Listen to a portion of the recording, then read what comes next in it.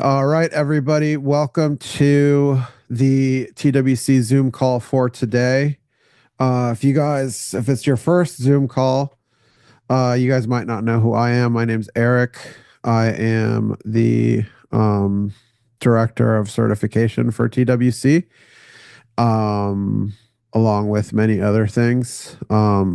But the important reason that we're here today is just to kind of talk about dog training.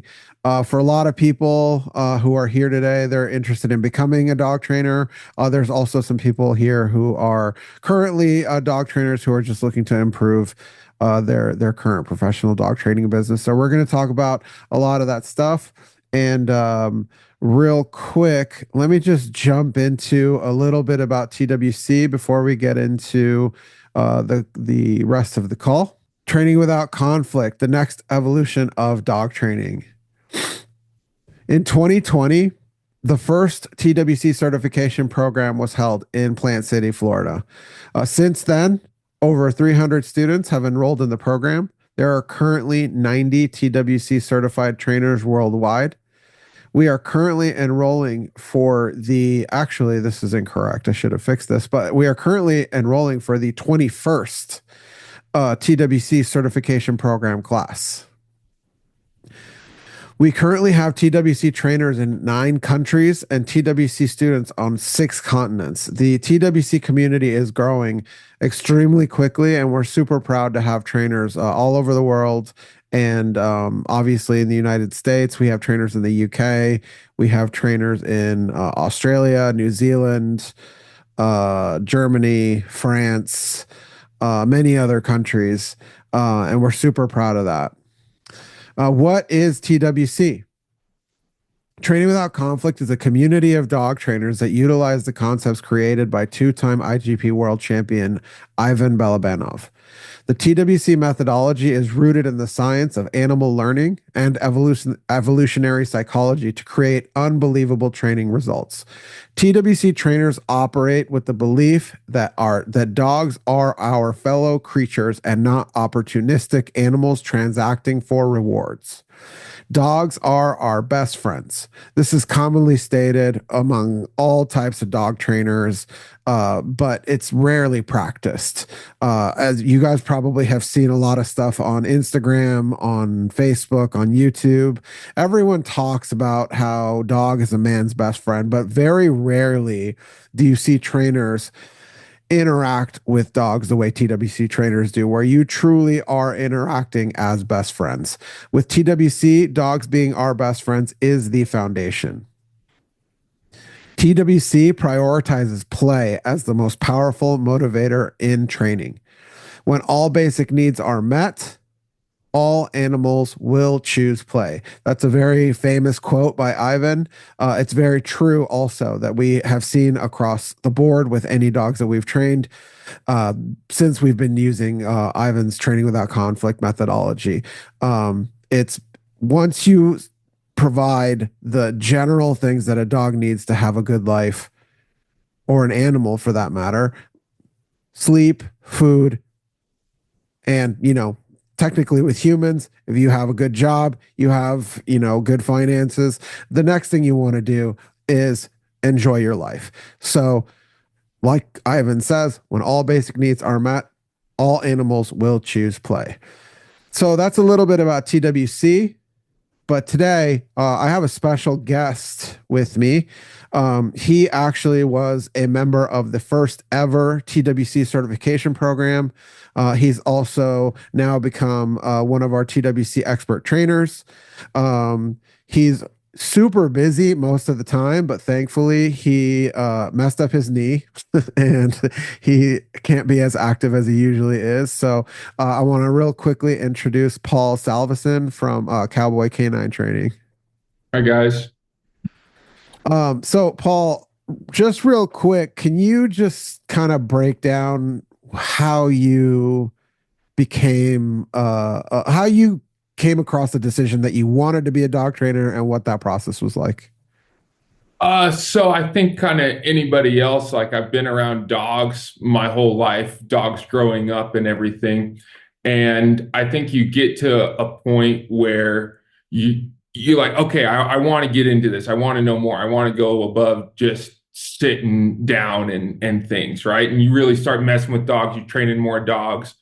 Um, and that's kind of what happened to me. I had dogs growing up, and then once I got out of college, I got my hands on more and more dogs and found out there's these dog sports and there's professional trainers that are competing with their dogs actively, and I was hooked. Um, and so that kind of led me to find Ivan too. So, And just real quickly, can you tell us what your dog sport of choice is? so my primary dog sport is Mondio ring. I started in IGP. I think a lot of people find IGP first is kind of it's I think it's the largest protection sport in the world. And so I did that, and then Mondio ring is my thing now, which is a suit sport. So I kind of travel around the country working with different clubs doing Mondio ring. I'm a level two Mondio ring certified decoy. I've had a few Mondio ring dogs myself, competing with one actively right now at level three. So, Cool. So just kind of there's a lot of people I'll just kind of start here, I guess. Um, your path as a TWC trainer, a lot of people get attracted to TWC because of dog sports. So they think Ivan's a dog sport guy and Ivan does IGP and Ivan does all this stuff. But you've gone through the course, you've gone through the expert trainer stuff. yeah, You're very deep in the yeah. TWC methodology. So can Yeah. you talk a little bit about what surprised you about TWC outside of dog sports? I mean, what surprised me the most is it's almost even more relevant to the pet dog training that I was learning unintentionally. I do sports mostly, but how everything fits so perfectly for what a pet dog needs, right? And so I wasn't training a lot of pet days or pet dogs when I started.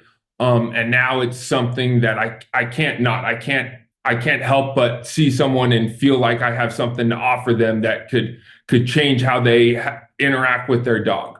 As much as we do a lot of IGP training, even when we come out to Ivan's place, it's all more than relevant to the pet dog training and the pet industry and how to work with any dog, regardless of sport, pet, tracking, anything. So just the it's the entire approach. It's not just a piece for sport training or something.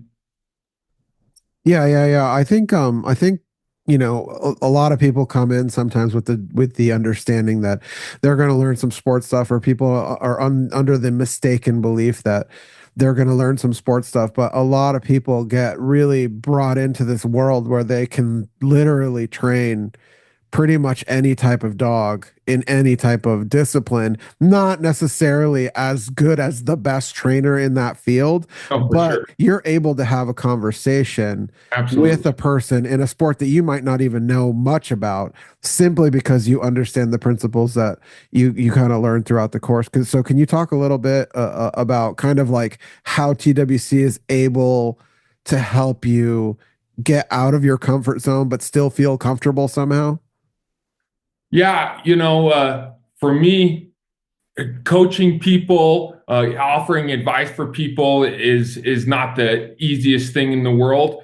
But when you see it through Ivan's approach and everything, it's just so obvious and glaring. You can't help but talk up and get into the discussion with them. And you have such a good foundation to fall back on that you really know all the right things to say, even if the person has, I like a search and rescue person. I don't really do a lot of search and rescue, but I can for sure have a conversation with them and we can come to a same understanding and create a game plan to have a great training session, and they really appreciate a different perspective that still can speak their language.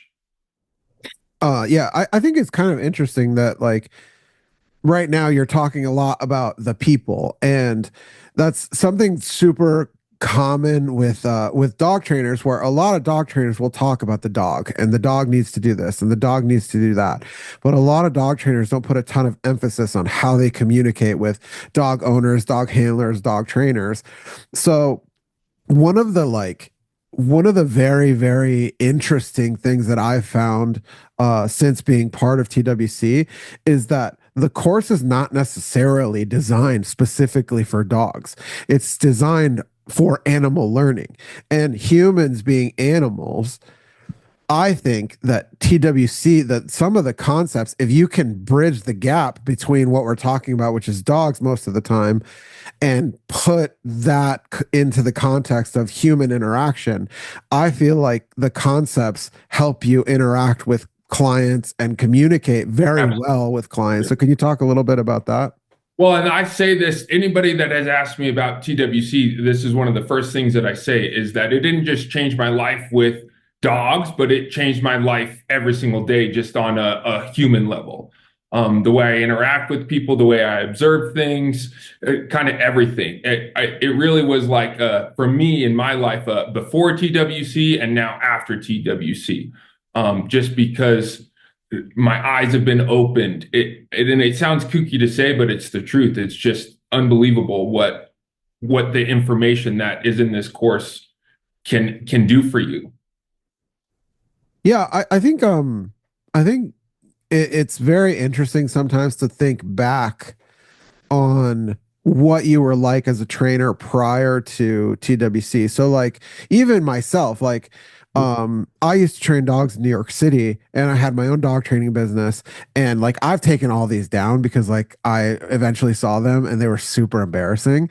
But Right. I used to make, like, before reels were a thing, I used to make like 1 minute videos, like 1 minute dog training advice videos. I did it every day for a full year. I had like 300 of them. Oh my gosh. And they were just like me, just, and I knew nothing. Like I was so green to dog training, but I had to just like pretend that I knew what I was talking about. And it was all just rooted around this idea of like structure and don't let the dog take control, and like food and just respect and all this stuff.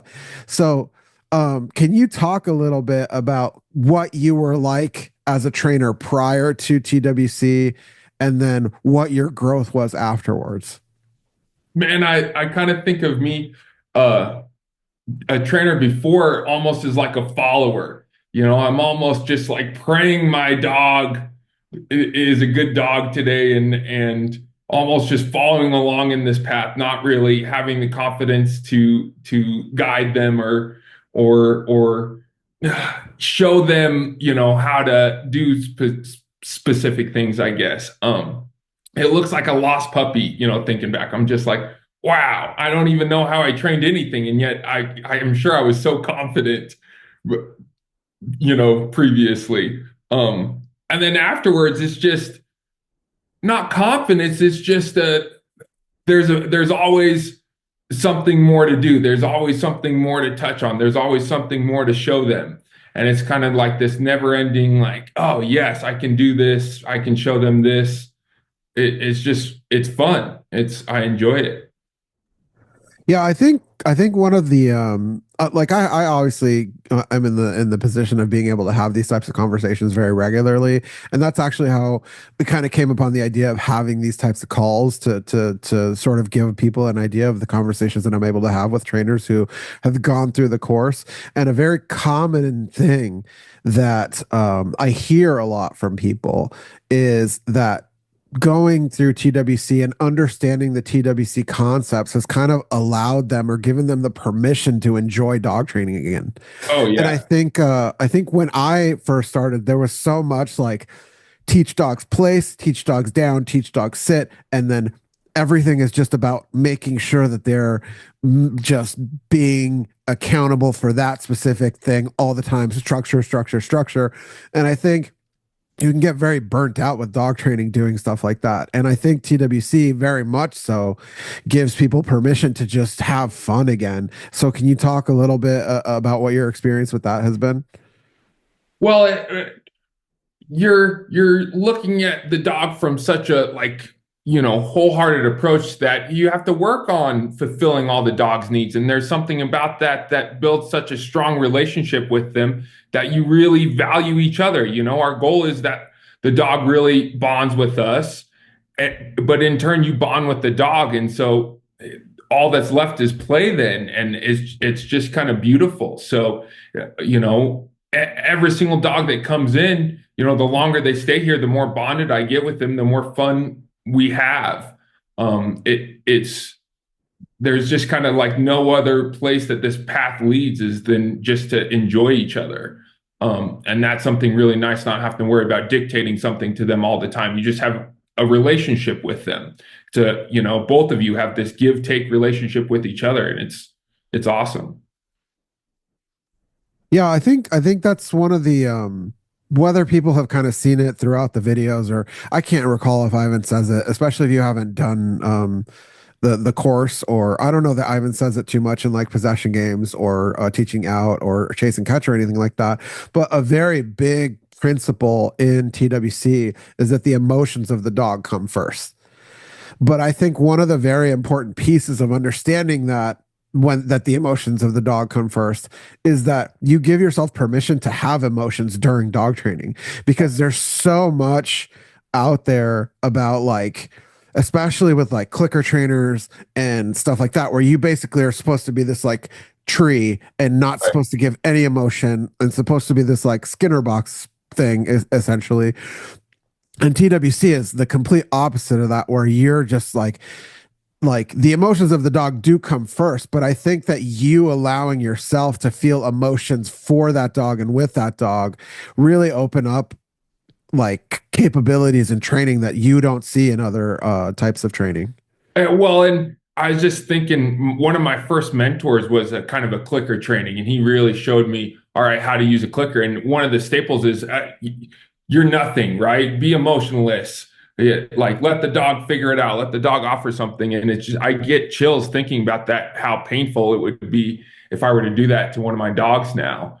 Um, and just how much better and more exciting and more fun I could make it for both of us to enjoy it and love it. And so it's unbelievable. Yeah. Yeah, I think something that I always like, I think that people come to workshops and stuff sometimes, and you were here for this very specific incident, but people come to workshops and they think that they're going to learn how Ivan teaches healing or how Ivan teaches bark and hold or however. But and they do learn that. But one of the like unspoken things that is very interesting that Ivan does that I haven't seen at other workshops is that like if the dog does something that is not necessarily desirable behavior at the time, Ivan will just let the trainer allow it to give the dog the ability to understand that they have that freedom. And I remember the healing workshop that we did a couple of years ago.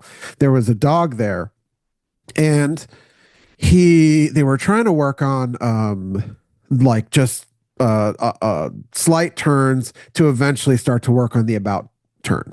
Mhm. And then all of a sudden, the dog just kind of was running around, and then he saw someone's Gatorade bottle, and the dog went and picked it up, and then all of a sudden it became this game of keep away around the field. And I think that in most cases, a lot of trainers would be like really upset, really uptight that you're wasting their time.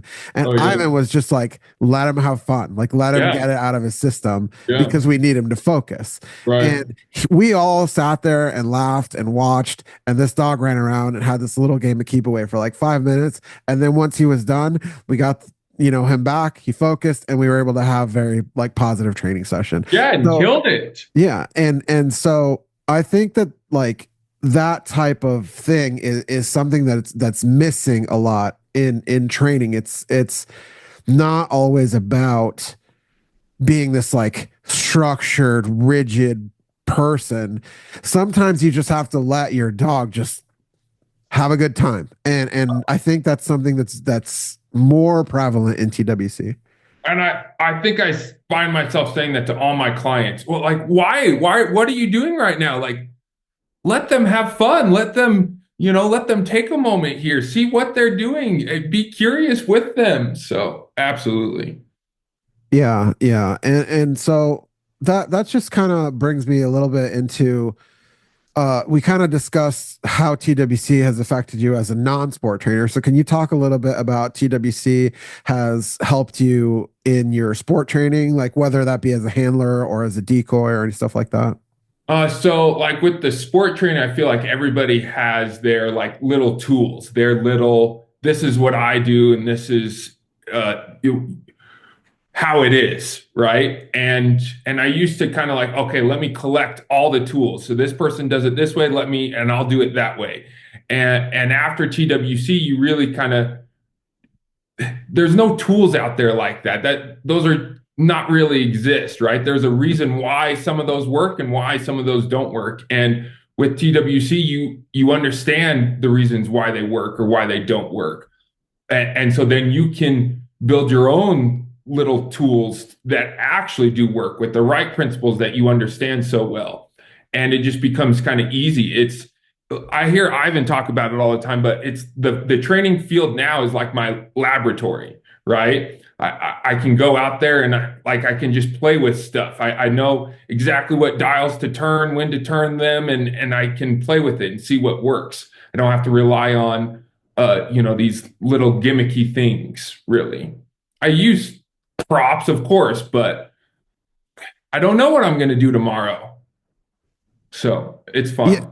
yeah. I think something you said that's very interesting is you say you can try things because you know what works, but I also think something very very important about TWC is that and something that's very important in the way that TWC approaches training is the concept of trial and error learning.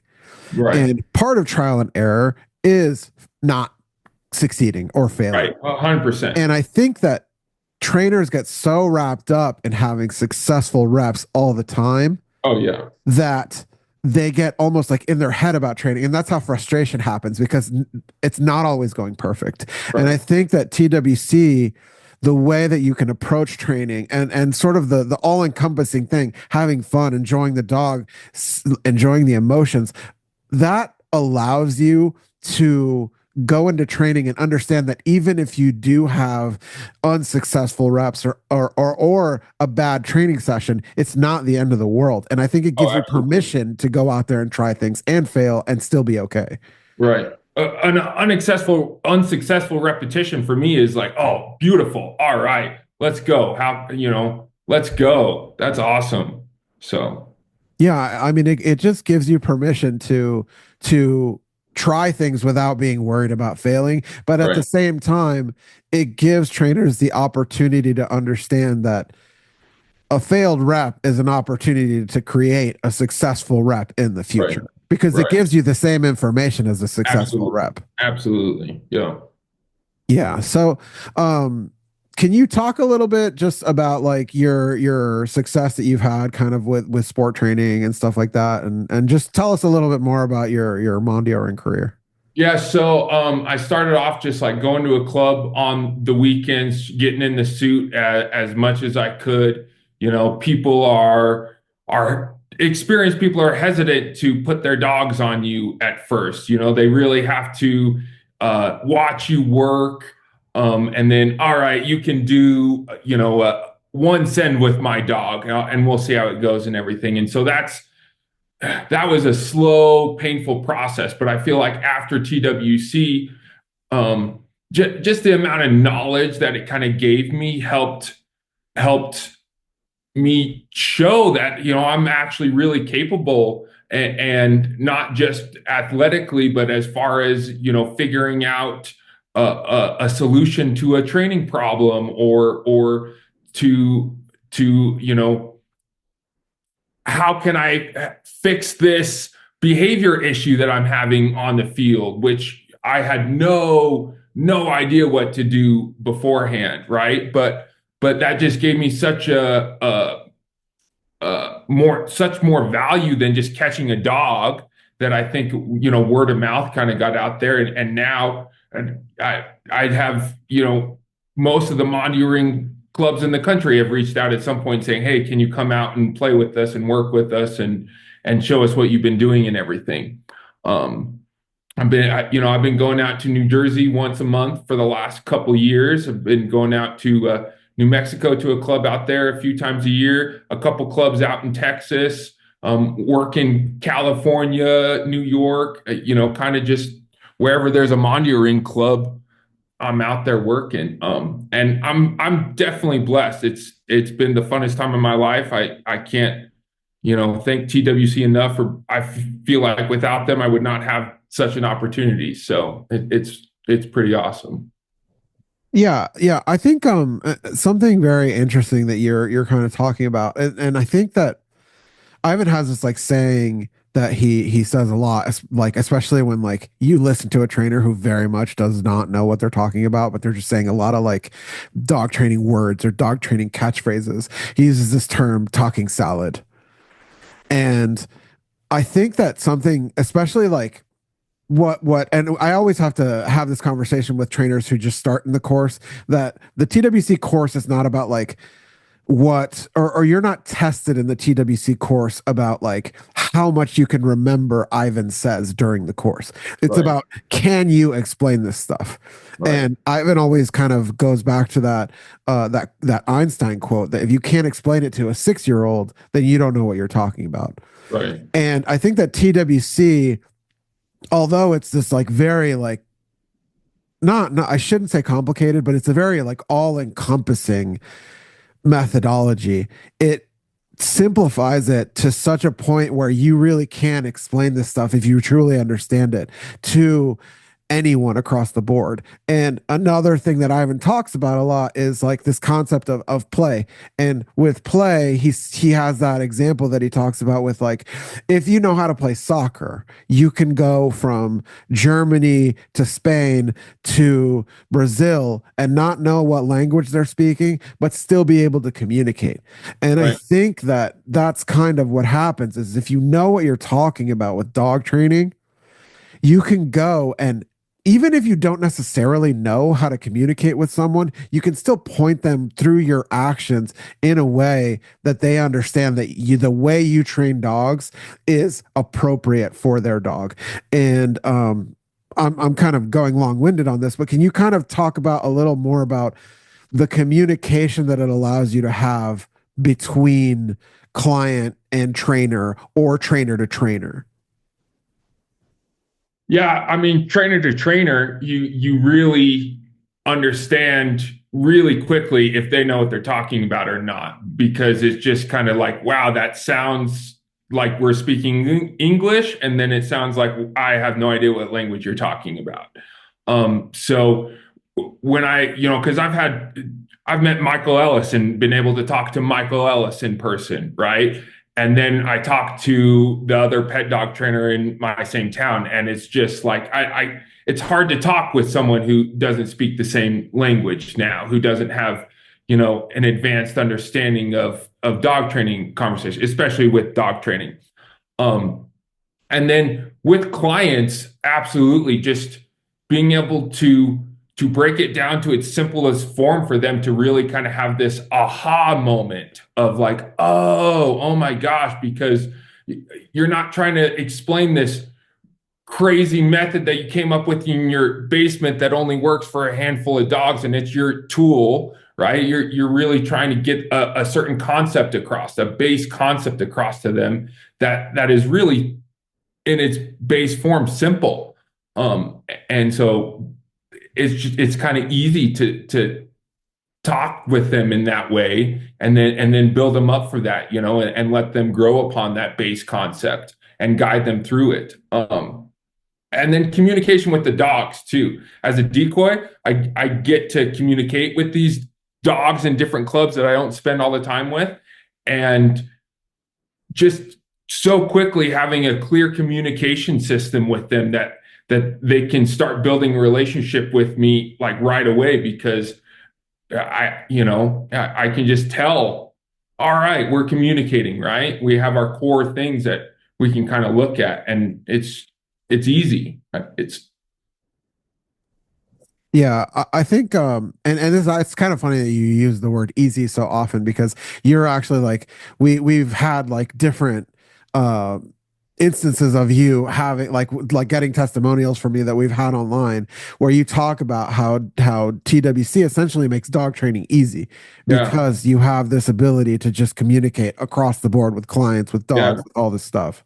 And it's weird because it's not easy, but once you understand it, once you see the light, then it makes sense.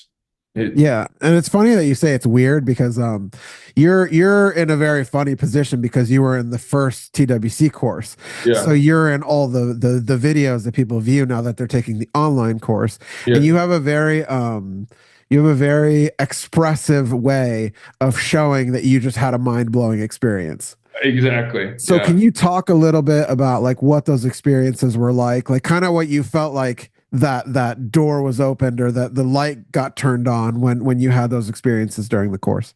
I mean, it's like you've been lied to your whole life, like Santa Claus is real, and then you find, oh, Santa Claus is not real. Oh my gosh, it's so much simpler than that. Um, it's kind of like a weight lifted off my shoulders almost of all the confusion, all the I don't understand why is everybody doing it differently, all of that just gone and just nothing but clear, smooth, wonderful, beautiful space. I mean, it's awesome. Yeah, and I think one of the good things I think and I think one of the things that sets TWC apart different from other training schools or training communities is that like when you complete the course, it's not like the end. It's kind of just the beginning of TWC. Like you passing the test or you becoming a certified trainer or you finishing the practitioner course is just the beginning. Like now it's like okay, I have the foundation now. Now how am I going to build on it? It's like you have so much freedom to grow from there. So can you talk a little bit about what your experience was like after completing the course? I mean, it's been 5 years now, I think. Um, and there's not a year that's gone by that I haven't learned something even deeper or further or progressed on top of. So man, it just keeps on going. It's unbelievable. Every year there's still I think it keeps the hunger alive for it too. This course, I don't feel satiated in any means by, okay, I'm a good dog trainer now. No, like there's still something every day that I want to learn that is out there for to learn. And definitely within this group, within this community, the chances are there, whether you hop on a Zoom call with something or you have a discussion in the Facebook group or a new module comes out and we talk about it. And so just the fact that it's so active, we're just all kind of growing together all the time, I think. And it's really cool. Every time someone gets a new case, we're kind of like, oh, yeah, that's interesting. And I think we all grow from it. So it's just kind of nonstop growth. It's awesome. Yeah, yeah, and can so you talked a little bit about like the community as a whole, and I think that you're 100% right that like if you were to just take this course and just learn the concepts and then you're like okay, we'll see you later and you just can always say like I went to the University of Arizona. I graduated from the University of Arizona. I can always meet someone who went to the University of Arizona, but the only common thing that we have is that we both went to the University of Arizona. There's no Right. like continuing group or continuing. I mean, like it's just not a real thing. But I Right. think something very cool about TWC is like I think everybody says they have a community. It's like, oh, it's our community, but it's like Right. there's truly a community of trainers. Like whether it's hopping on Zoom calls, helping people out during like the cases that we talk about on Zoom calls or referring to each other. It's truly like people become friends just because they did the TWC course. So can you talk a little bit about what it's like being part of the TWC community? Yeah, you kind of know that everybody else who's not in the TWC community is missing out. Um, like I love my Facebook feed when I see like a TWC post that has a whole bunch of comments on it, and I like, yeah, everybody's missing out on this one because there's just such amazing things that all these different trainers are coming up with, sharing ideas and everything.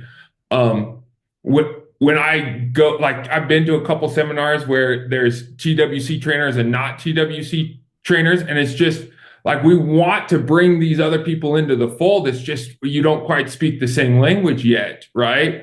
And we can talk about it on such a different level about what's going on. It's the coolest thing ever. And we're all just having fun with dogs. And so I feel like everybody's a pretty easygoing, friendly, awesome person to be around. And it's fun. I can't imagine it any other way. It's pretty fun. Yeah, I think that's like what the cool thing is like whether it's on purpose or by mistake or whatever, however, we've just been very lucky to have a community that gets along, and there's not like we just haven't had, thankfully, knock on wood, have not had some instance where there's just this like strange weirdness in the community. Like every time we have our annual trainer summit with the TWC certified trainers, everyone comes, everyone has a good time. There's not like cliques of trainers where like this person's over here and these people are over here. I Right. think it's like very cool that the community is a community, and like Right. everybody talks to everyone and everybody gets along. It's a very cool testament of what the community, and I always say it's like it's not because me or Ivan or Natalia or whatever built it. It's you guys have Yeah. all kind of built the community amongst each other, and I think that's what one of the coolest things about it. Yeah, I think there's still TWC people that I'm friendly with on Facebook or within the groups or something that I haven't met in person yet. Um, but it's just so fun to get along with everybody. So Yeah, and one of the obviously one of the biggest community building things that we do across a year's time or whatever is just having those Zoom calls. yeah. So can you talk a little bit about like what the experience is during those Zoom calls?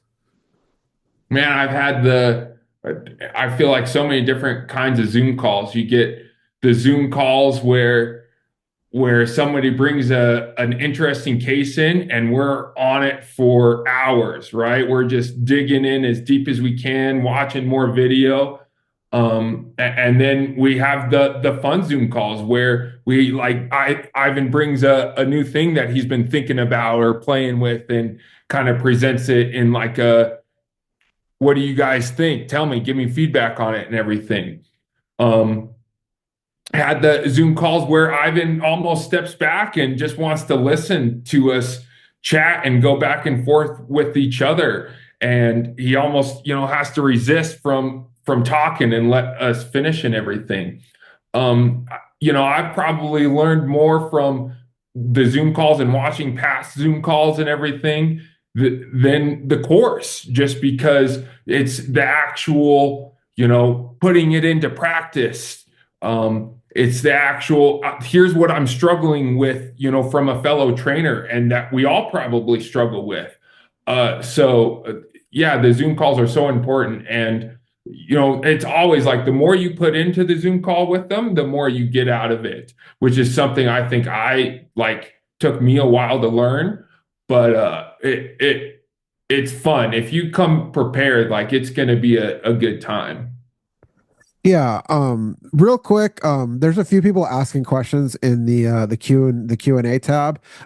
We will be answering questions kind of at the end of the conversation. So if you guys have questions, feel free to write your question into the Q&A tab. It should be at the bottom of your screen here. It says Q&A. You can just type your question there, and we will answer it at the end of the call or after we have the conversation.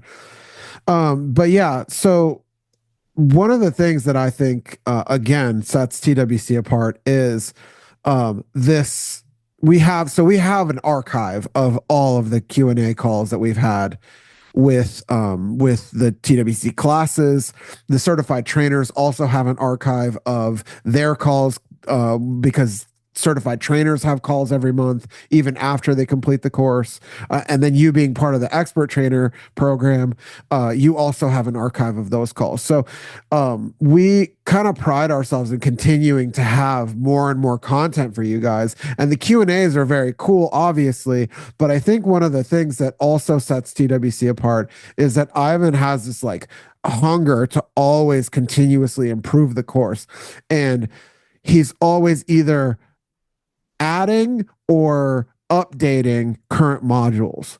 And we've, even just in 2025 in the first 4 months, I think we've probably added like 3 or 4 new lessons or lectures into the course. We just recorded 2 more this past trainer weekend. So can you talk a little bit about how beneficial it is to have the course continually evolving and updating? Oh, it's crazy awesome. I think I've taken the course like 3 or 4 times by now just because of the different material. And you have to watch the course again. You have to go over the new modules again. And it just shows that we're hungry to improve, right? We're not satisfied with where we're at, that we're always looking to get better. And I think, Ivan doing that with the course just shows like how we all approach every dog, every situation and everything.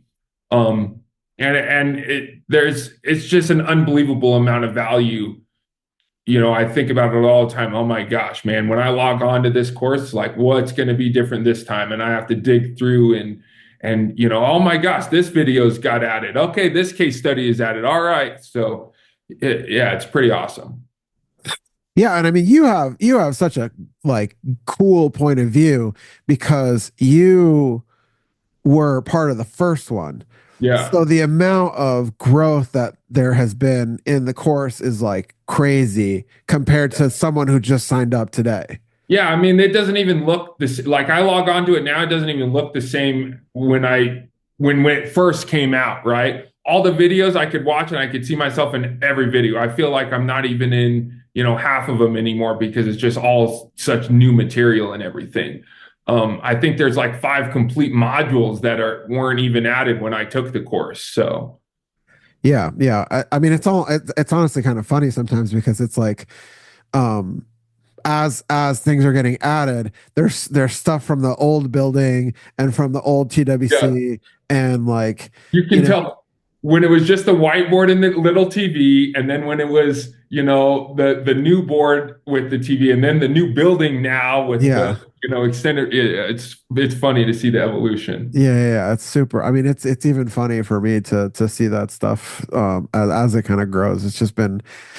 I mean, it's cool. It's cool across the board because it's not only shows the growth of like the community, but just the growth of TWC as a whole. It's just like we're continue and this is just the way Ivan operates. It's like pretty much every decision that gets made around here is to improve the experience of the people on the course. Oh It's yeah, like, he doesn't get a virtual whiteboard to for himself. He does that so he can help people learn. He gets a bigger building so he can teach more people. I mean, even like putting an awning outside of right, the training building. It's not right. because Ivan wants to just sit in the shade by himself. He does it so people can come to his place and enjoy their experience. So Yeah. maybe talk a little bit about that. Like outside Okay. of those training experiences, like we talk so much about what TWC course is like or whatever, but can you talk a little bit about just kind of like what the team building or community building, like the parties and that type of stuff, your experience with those? So, and I've talked about this with other trainers too, but coming out to Ivan's place, where the training building is, where the field is, and everything, there is an aura about that place. There is a feeling that you have there that is nowhere else. And so, just being there and experiencing that is something awesome. And then we have fun. We've stayed out there till like 2 a.m. like talking dogs and training dogs, and we finish a seminar for the day and it's like, okay, who's getting out a dog now, like who's going to play with their dog now, and there's dogs training on the field, there's dogs running around in the building. um people having beers, people playing games. It's just man, like I'm kind of jealous that I missed the last one because I know there was a lot of fun to be had. And I think those are probably the most fun I have in my life at this point is hanging out with all the other TWC trainers at Ivan's. Like it's just such a good time. Yeah, and I think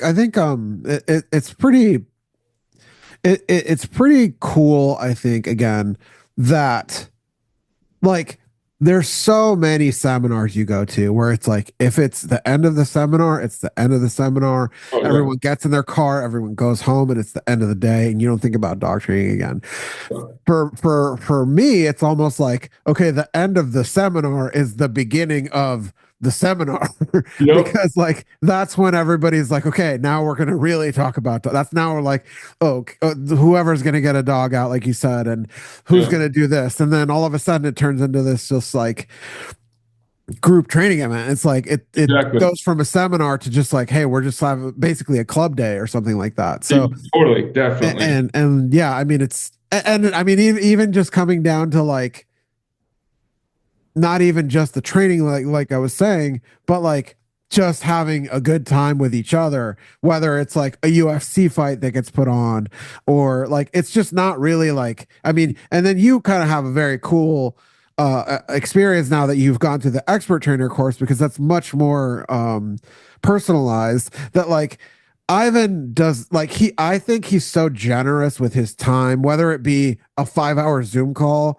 or you guys do your whole day as with the expert trainers and then it's like hey do you guys want to come to the house and have a drink and a cigar and continue to talk dogs For 4 hours and yeah, yeah yeah. yeah so I think that's that just shows to me um that not only with Ivan not only with you guys there's just this like you said insatiable hunger Yeah. to just keep talking about this it's like everyone and I guess right like this is the first time I probably ever put it in these terms to myself but I think that people who complete the program become so passionate about dogs that they just can't stop talking about it and I think that that's so cool because there's so many people that get wrapped up in this idea of just like structure and sit down place come Yeah. that they lose the passion and I think that it's so cool to see TWC trainers just like I don't want to shut up about it like I don't want to go to sleep because all I want to do is get back out there and do more. Yeah, I sometimes I feel like, wow, am I a sick person? But no, I love it. It's my passion. It's what drives me every day. And I think you're right. Like it, the all of us like just feed off that passion with each other, and it keeps us going. It keeps that burnout off. It just it's awesome. So Yeah, and I guess kind of to wrap things up. I mean, I think we've talked enough about it that people are going to know your answer. But um, if someone were to just come to you and say, "Hey, like, what are your thoughts about TWC course? Should I do the course?" How would you kind of approach that conversation? what are you trying to be a dog trainer, right? That's I think like how serious are you about becoming a dog trainer? And if you want to be a dog trainer and you want to help people, there's no other place to go. There's no other like why even try anything else, right? This is going to set you up for the rest of your life. This is going to help you not just become a dog trainer, but become a more well-rounded person that understands the world that we live in on from many different perspectives. So it's probably the greatest decision in my life to be a part of this, and like you can't help but encourage everybody to do that, right? When you find such gold, it's just like, yeah, come on, like why are you even asking me? Of course, any way you can do it. Yeah, and I think again one of the sort of unspoken or unrealized things that maybe people don't get, and something that I've kind of told people in the past is that something very interesting happens when you're around Ivan, where and this kind of goes back to what I was talking about before, where you're not afraid to make mistakes. Um, if you make mistakes, a lot of times, especially with like a local training director or a local person or someone that's not necessarily the most skilled or learned dog trainer who's like the best that you know, may not have an answer for the thing that you have, that you're struggling with. And then all of a sudden you get wrapped up in this idea of just being super frustrated and not knowing what's going on and not knowing whatever. And something that's super cool about being part of TWC is you get access not only to the Zoom calls, but just like, I'm not going to say Ivan has the answer for everything, but because of Ivan's knowledge in dog training, he can give you an educated attempt for success. And if it doesn't work, then you keep working.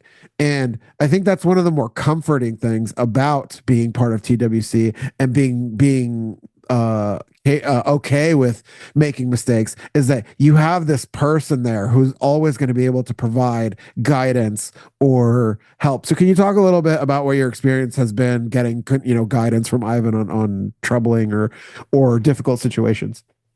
Yeah, I mean, it's what better tool than to, hey, Ivan, what would you do? And that's what the Zoom calls are for, I feel like, right? Is okay, I have this case, I've done this, I've given my, here's what I've done, and then all right, what help me, right? And he may not give you the answer right there, right? But through the call, through the other trainers and everything, we're going to talk about it, we're going to dissect it, and we're going to figure it out. And yeah, that's probably where you learn the most. And it's been super accessible for me. And he's very active in the group, even on Facebook. And so if you have something that I think kind of stumps the community a little bit, then he is like the first person. It's like he's been watching all the comments all along, right? And as soon as there's like, okay, I need to chime in, he's right there chiming in. And it's like, okay, best dog trainer in the world. Help me. Yeah, pretty awesome. So Yeah, I think and that's just, like I'm obviously in a very very fortunate position that like I'm local and here and have okay. access, because it's like for me it's like and I do IGP with my dogs. It just has I have that ability to just be like, okay, well, if I screw this up, I know that somebody is there that can fix it, because I have a very high likelihood of screwing things up. So Right. it's just very cool. And even just going back to like your first expert trainer weekend, like I don't want to get too deep in the weeds about what the concepts were, but I had this situation with HIPAA where I was trying so hard to like make her do something. Yeah. Like I was trying, and that was just like what my belief was. Is like, okay, I say the command, Yeah. she's not Yeah. doing it, Yeah. and I'm just like, and that was just like what our agreement was. It was like, okay, you say the thing, and Yeah. then you pull on the leash, and then I do the thing, and then you give me a ball. And instead of being like teaching, it just became the process. It Right. was just like every time that I Right. ask you to heel, I'm going to have to use the leash. And me being not the most skilled trainer would never have seen that there is like, I need to fix this now. Otherwise, it's going to become a problem across the board. And we have this situation where like Ivan sees it immediately and he's like, okay, stop, just ask her and don't do anything. And so many people are like not willing, like so many people I feel like in that situation would have been so eager to just be like, okay, she's not doing it, pull harder, snap harder, Oh yeah. the e-collar, Well, like, and for all of us on the sidelines for that whole session, we're just like, yeah. oh, or it's just And you're watching even me struggle, because it's like yeah, you get so used to training the way that you're training that it's almost difficult to just train a different way. right, And that situation opened my eyes to just be like, okay, well, this isn't always the answer. right, Sometimes the answer is like you let the dog figure it out. right. And I think that was very very cool, and just one of the very interesting situations that I've been in with Ivan, where it's just like it's I think especially for me, because I've been here to witness so many things happen, you feel like you've seen the end of it, or you feel like you've seen all of the moments.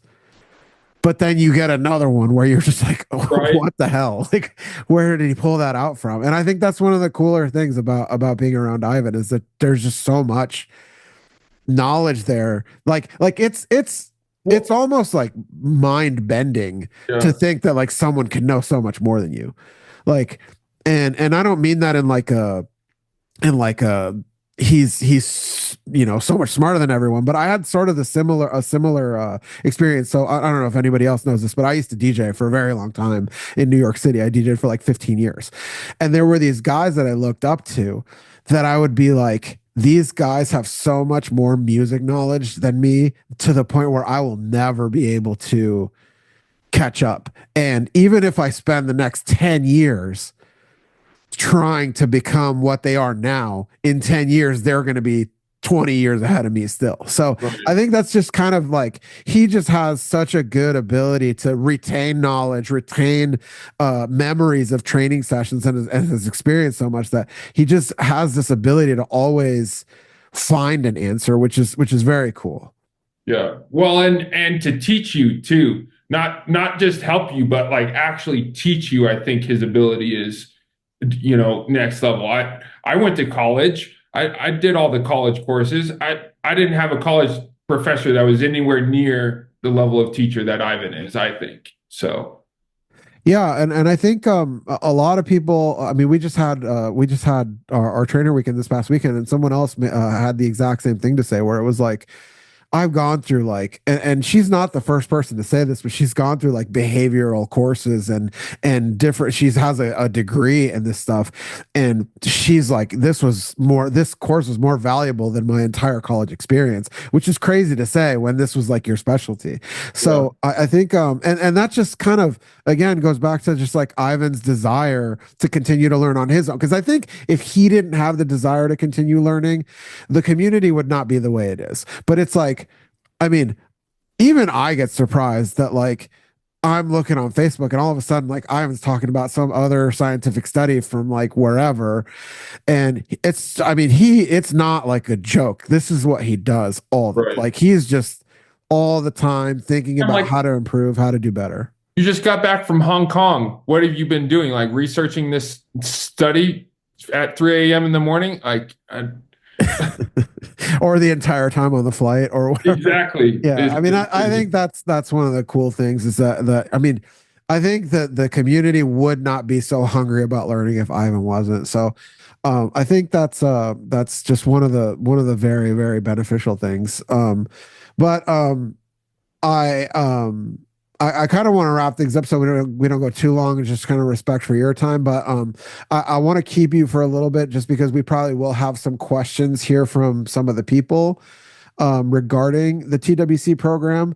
But real quick, because a lot of people are asking about the program, let me go ahead and just give you guys some information about what the TWC program kind of entails. Just give me 1 second and let me pull this stuff up. Why TWC certification? Dog training is a highly competitive industry. So we've kind of talked a lot about with Paul about the industry and how TWC sets you apart. But we want to kind of talk about a little bit about what the industry itself is like. So Americans spend over 50 billion a year on their pets. 33% of the world's population has a dog as a pet. 44% of American households own a dog as a pet. 1.6 million dogs are adopted each year in the US. This is like exponentially like much bigger across the world, so worldwide. All of these stats and facts are just here to tell you that the industry has proven to be recession proof. So when there's a recession, when there's a downturn, people will always want to prioritize their dog. And something that I always kind of have to talk to people about, and something that a lot of like some of the like behavioral guys talk about, is that people prioritize their dogs over their own health and well-being. Like, how many people would make sure their dog finishes like a full round of antibiotics before they make sure that their own health is taken care of. Like, how many people are able to, I mean, my most minute um, ability, make sure that their dog's diet is in order versus their own diet. Like, I'll have Chick-fil-A every day for lunch because I'm so busy thinking about so many things. But my dog's diets are like, no, they've got to have all the supplements and they've got to have all their ratios of their, and then, all this stuff has to be taken care of. And I think that kind of shows why the industry is recession proof, because people care so much about their pets. Uh, this is just kind of an image. So dog training is a highly competitive industry. There's always sharks circling in the water. There's always people looking to take advantage of you. There's so many certifications, and I use kind of quotes around that. So many certifications or like schools out there that are looking to just take your money, sort of teach you something, and then send you on your way. What TWC allows, so this image here, Red Ocean Industry is basically an industry that has been shown to essentially have been pillaged by all of whoever's trying to take money out of it. Like, if you're one of many and there's just a few clients to be taken from your local group of dog trainers or dog owners, and you do the same thing as everyone else, it's going to be very tough to find clients. It's going to be very tough to find people to help and to have you be a successful business, because you're not offering anything different. So a blue ocean industry is when you are the only, basically the big fish in the pond, when you can basically set yourself apart from every single other trainer in your market. And when you can set yourself apart, when you have more knowledge, when you have a better ability to help people, you can create your own blue ocean industry where you are going to have a never ending stream of clients. People around the world are seeking expert help. TWC is the cheat code to becoming an expert. And how does that happen? We talked a lot about Ivan, but here's some of his accomplishments in his career. He's a 2-time IGP world champion, 15-time IGP national champion. He has 40 plus years of experience in training dogs, and he's been breeding Belgian Malinois for over 40 years as well. He's a former guide dog trainer at Guide Dogs for the Blind in San Rafael, California, and he was the former training director at the San Francisco ASPCA, which was the first no-kill shelter in the United States. Training without conflict is not another tool in your toolbox. So it's a very common saying when people go to seminars, when people go to different dog training schools, that they're just looking for tools in their toolbox. Training without conflict is not that. It is not another tool in your toolbox. Training without conflict is the only dog training methodology founded on proven principles of behavioral psychology. Training without conflict is a radically different approach to training dogs. So we talked a lot about the conversation with Paul about how we treat dogs and how emotions of the dog comes first and how dogs are our best friends. And like I said, there's a lot of times that you can watch trainers on social media, whether it's Facebook, Instagram, YouTube, whatever, and they're just interacting in a way with the dog where it's like, you do the thing and I give you a treat, or you do the thing, I give you your bowl. But when you watch TWC people train, you really see this connection between the person and the dog, where you actually respect each other. You really are fellow creatures. You really are best friends. So why TWC certification? You owe it to your dog. By using play, training without conflict trainers are able to tap into your dog's genetic gifts to create results by controlling and guiding their natural abilities. So TWC is not about just creating structure, just telling the dog, you do this or else. You actually look to see what the dog wants to do and guide them in a direction to make them productive in the goals that you're trying to accomplish together. And that's a very important piece. It's not about teaching the dog to do the thing. It's about what can we accomplish together. And that's a very different way of thinking when it comes to dog training. You owe it to your clients. Your clients expect high level, lasting results that they can understand. And we talked a lot with Paul about how TWC has helped him communicate with clients. And like I said, it's not just about you having the knowledge, it's can you communicate that knowledge with your clients. So again, why TWC certification? You'll crush the competition.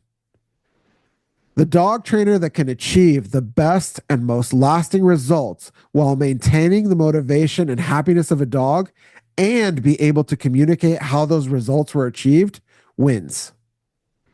Lastly, you owe it to yourself. If you have been struggling, or if you're burnt out, or if you train dogs and you feel like you're just not accomplishing the goals that you're looking to accomplish, or you feel like something's missing, this is the path to find that thing. And just to kind of prove to you guys, here's a couple trainers and kind of what they've said about TWC as they've gone through the course. Amir said, I've made my way through module 10. I spent most of the time on the 2 lessons on progression. Wow. Just wow, Ivan. These 2 lessons were the most intense and most important lessons from any live seminar or any pre-recorded dog training lesson from any dog trainer I've ever taken. For me, these 2 lessons alone are well worth the price of admission to this course. I will forever be grateful for Ivan's willingness to share this knowledge with us. I'm just a dog owner. I just goof around with my dogs. But if I were a professional dog trainer like some of you guys, I would feel privileged to be among such a small group of trainers with this knowledge. And I would feel like I have a huge competitive advantage over trainers thanks to Ivan, a competitive advantage I would protect. Vivian, and this is kind of what I was talking about earlier. We had a trainer over the weekend that had done behavioral courses in college, but Vivian did as well. Hi, everyone. I'm Vivian from Singapore. I have a bachelor's in psychology and a master's in neuroscience. I've taught learning and behavior lab at a university in Texas and animal behavior and communication at a Singapore Polytechnic. Although we've only done 4 modules so far, I must say that this course resonates with me tremendously. I love the strong emphasis on relationships with the dog. I've been to many courses and seminars with many trainers. However, the deep appreciation and understanding of psychology Ivan has is incredible and unique. Ivan's ideas are at the forefront of dog training. As a former academic, I can say that science has not even caught up with many of the ideas that are discussed here. I'm thankful for the opportunity to be in this course. And then Chris, one of our TWC certified trainers, truth, catapult your skills to levels way beyond typical dog training. Ivan's course is like no other, and his support is incredible. This course has been the very best investment that I've made in my dog training career. Get ready to have the best relationship possible with your dog and be able to share that gift with your clients as well. Thank you, Ivan and family. Truly proud to be a part of this revolution in dog training. If you're thinking about doing this, think no more. This course is being offered at a steal of a deal, and it will return your investment over and over again. Darlene, also one of our TWC certified trainers. Ivan is by far the best dog trainer in the world. I've taken the training and my dog training business is taking off. Everything in this video is true. Well worth the investment in yourself. And just to kind of prove a little bit more, we actually do try to make sure that our trainers are succeeding and making sure that what they learn in the TWC course is not only helping them as a trainer, but also helping them in their business. And we've done surveys with our trainers, and we've learned that 80% of TWC certified trainers have more business than they can handle. What's cool about this is not only are their businesses succeeding, but because they have more business than they can handle, they actually are able to refer clients to other TWC trainers. So like the saying goes, a rising tide lifts all boats. That's the way TWC works. We all try to help each other. We all try to make sure that everyone's business is succeeding and everyone's growing as a dog trainer and as a business owner. So what is the TWC certification program? There are 2 paths to choose from. The professional certification, which is for professional dog trainers with an existing business, and then the practitioner certification, which is for dog owners without a dog training business. This is meant for like dog training enthusiasts, dog sport trainers, that type of thing. Or also aspiring professional trainers. So if you're looking to start a dog training business in the future, the practitioner certification is for you. So I'll talk a little bit more about that as the call kind of goes on. So both levels, practitioner and professionals, enjoy Ivan's comprehensive science-based training system that will forever change the way you interact with dogs. Both levels also enjoy 24/7 access to 18 mind-blowing modules where you will learn the TWC methodology through the TWC Academy. Here's a little glimpse of the 18 modules. The course itself, without going too deep into it, like Paul has kind of said, is all encompassing. It is not just about sport. It is not just about pet training. It's not just about service dog training. It literally goes from the ground level to as high as you want to go. It teaches you everything you want to know about dogs. Both levels also enjoy access to a private Facebook group where you can discuss questions and cases with TWC students. Now, what's cool about this is you guys get access when you guys join the TWC course. You'll get access to your class group, which is a private Facebook group where you can discuss things going on in your class. Once you complete your class, you get put into the TWC graduates group, which is the group that's meant for everyone who's ever completed the course. So that group at this point is well over 300 people, and it's everyone who's ever completed the course. And it's just cool because like we've kind of talked about the ongoing education. These groups are always talking about different cases, different things that are going on with their business, different things that are going on with their personal dogs. So it's just a great ability to continue learning outside of the Zoom calls that we have. So both levels also enjoy during your class, you get access to 4 private class Q&A calls with Ivan via Zoom. So someone did ask in the questions here how you kind of continue to learn during the course. So this is basically how that goes. Every other week during the course, you guys have a Q&A call. And as the course goes on, there are 4 throughout that time. So you get 4 private class Q&A calls with Ivan via Zoom. These calls last sometimes it shouldn't even be sometimes, it's almost like typical now that these calls last over 4 hours. I think this last class, our last call was, it was real close to 6 hours, and Ivan's extremely generous with his time to make sure that everyone understands what you're learning. Both levels also enjoy early access to TWC workshops. So when we announce workshops, the first people to know about it are TWC trainers, and we make sure that we provide that access. So in the event that a workshop were to sell out or we get close to selling out, the TWC trainers have their ability to make sure that they were part of it. Now, the professional trainers enjoy the opportunity to attend the TWC Trainer Weekend to attend their final exam. So professional trainers, once they complete the program, they have a trainer weekend at the end to come and enjoy your time at Ivan's place. So Paul kind of talked about how special it is to be at Ivan's, and also learn more about dogs, watch Ivan train, additional lectures that Ivan gives, but also at the end of the weekend, you do take your final exam. TWC certified trainers, so everyone who completes the exam process. So once you complete the written exam that you would complete at the trainer weekend, you get to move on to the practical exam. Now, the practical exam is done from home. And once that is successful, you would become a TWC certified trainer. Now, once you become a TWC certified trainer, you get use of the training without conflict methods for use with your clients. And that means that you can tell people that you are a TWC certified trainer and they know that you use TWC concepts. How do they know?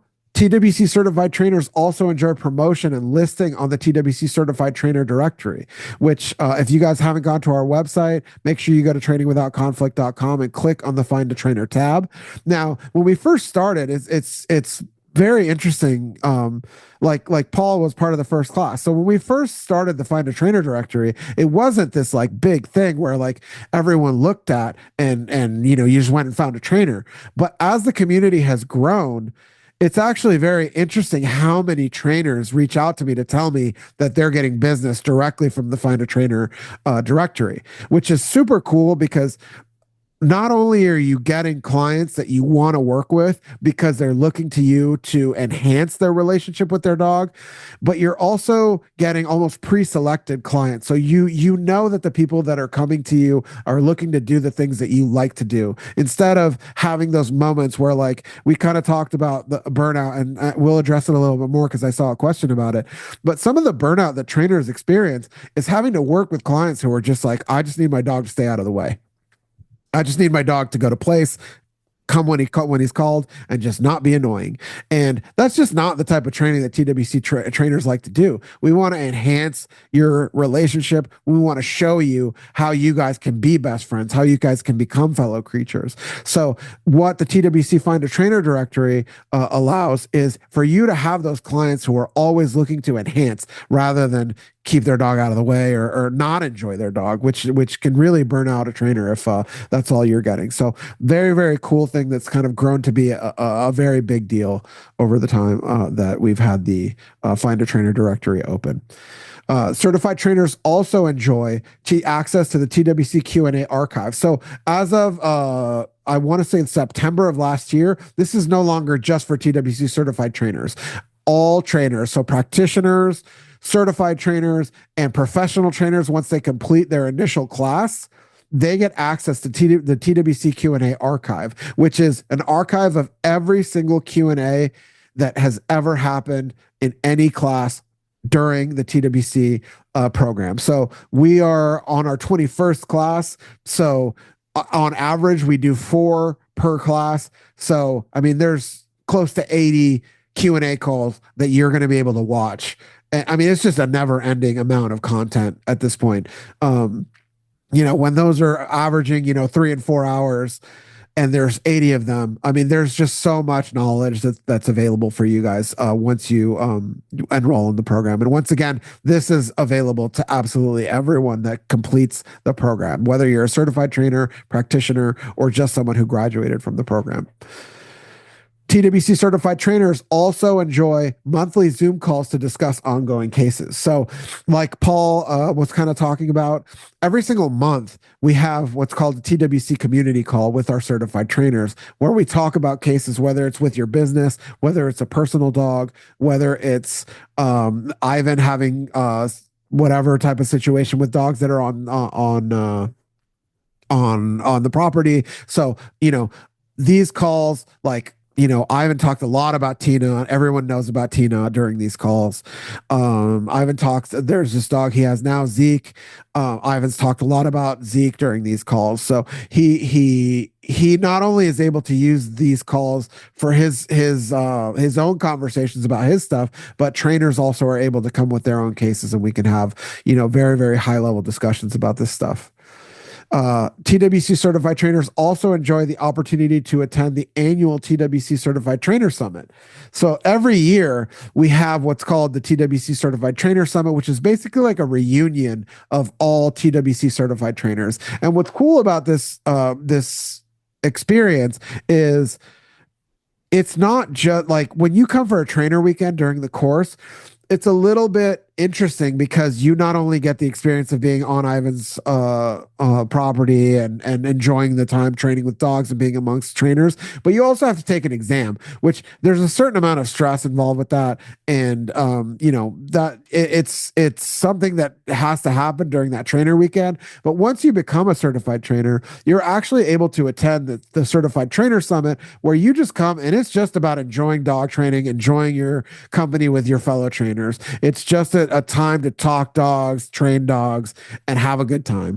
And I mean, it's by far every year, I think for most people has become something that reinvigorates them every year. I mean, this last year, we had so many trainers tell us that, like, they come to the trainer summit to just like remotivate themselves for the year to come. And we kind of have it in December to kind of, for on purpose, because people kind of reach the end of the year. They're kind of closing on, the book on whatever year it is, but they know that they have a new year coming. And the trainer summit is a great ability for you to go into a new year and understand that, like, hey, this community is something that I know is special, and I know that my job is special because of how motivated everyone else is at these events.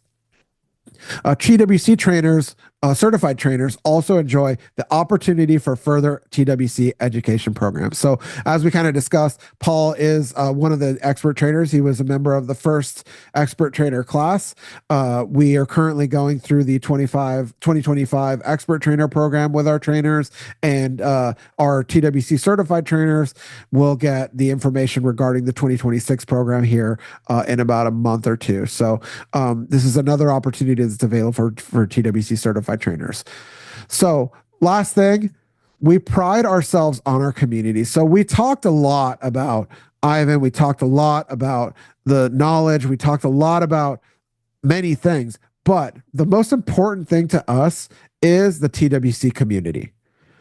And a big testament to that is just the amount of growth that we've had over the time. I mean, we started with a class of 30 people at the first class, and now we've had over 400 students take the course. We have over 100 certified trainers. We have 200 and I don't even know something practitioners out there. So there's a lot of people out there that are part of this community, and it's very, very cool. And the only reason it's grown is because of the community, and it's super, super cool to be part of it. Now, before we get to the price, I want to ask you guys one question. What is your dream worth? So when I asked Paul what he would kind of talk about with a trainer who asked him if someone was interested in the course, if they should do it or not, he kind of talked a little bit about what does your career, like the goals you have in your career, like what are those worth to you? Like your dream, if your dream is to become the best dog trainer that you can be, what is that worth? Like, for many people, they say, I would give X to be what I want to be in my life. If you're currently working, a 9-to-5 job in an office, and your dream is to be a professional dog trainer, like what would that mean to you to be able to accomplish that dream? So I just want to kind of pose that question.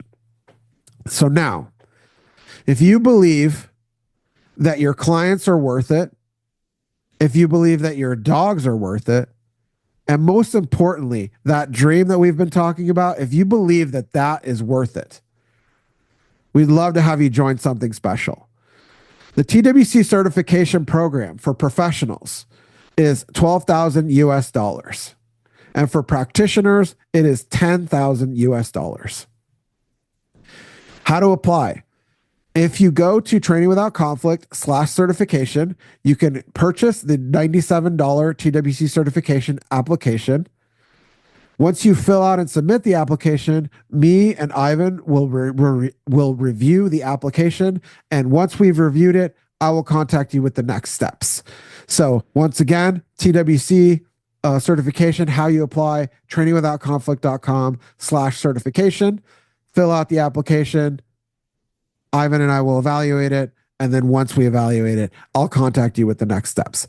So with that all being said, it's time for questions. So let me go ahead and close this here, and I'll go ahead and go here and see what questions we have. Okay. So Angel says, how many times a year do you take students? Can I join this year sometime after the summer? So Angel, we have classes typically around 4 times a year. Our first class this year was in January. Our next class here is enrolling and going to start on April 28th. And then after that, we most likely will have a class that starts in July, and then a class that starts in September, I believe, this year. We try to have classes 4 times a year.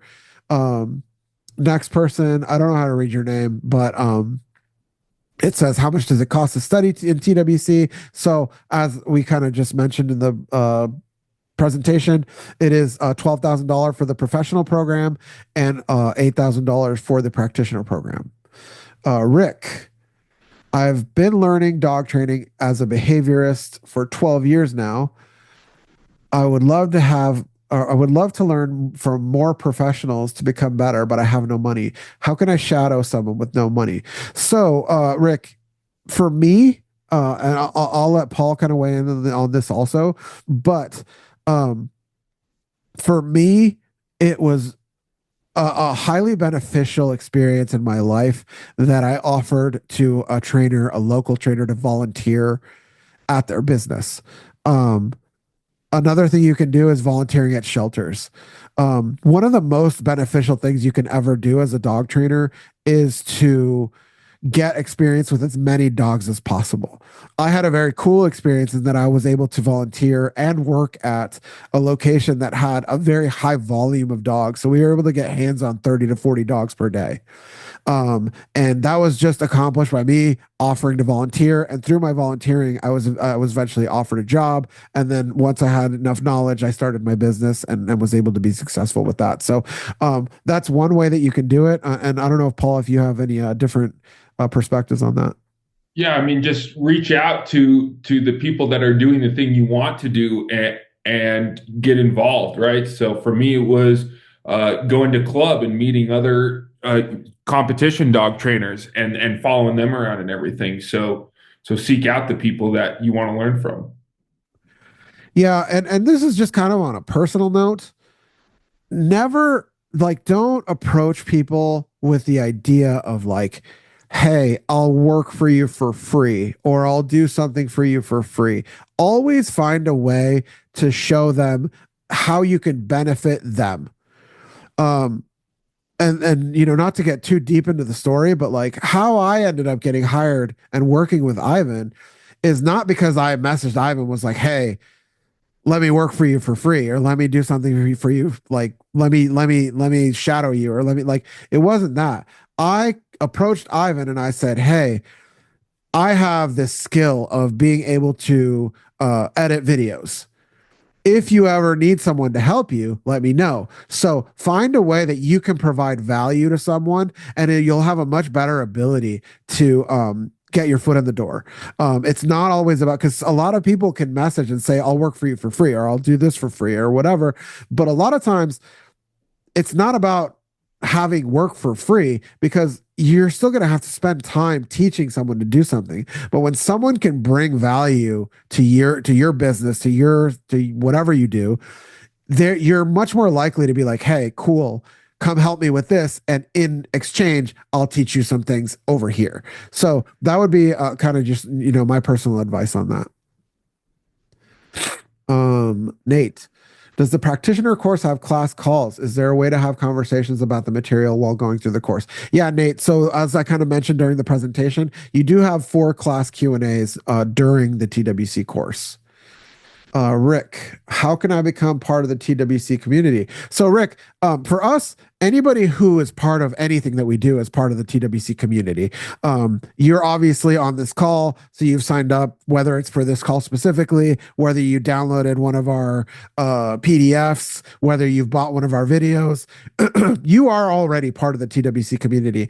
Now, if you want to know how to be part of the TWC certified trainer community or the TWC certification community, the way to do that would be to sign up for the TWC certification program. But anybody who's ever done anything, I mean, it doesn't have to be buying a video. If you just downloaded one of our videos, if you interacted with one of our videos online on Instagram or whatever it is, we view you guys as a part of the TWC community. It's not just about the certification program. We really like to embrace really anybody who interacts with anything that we do.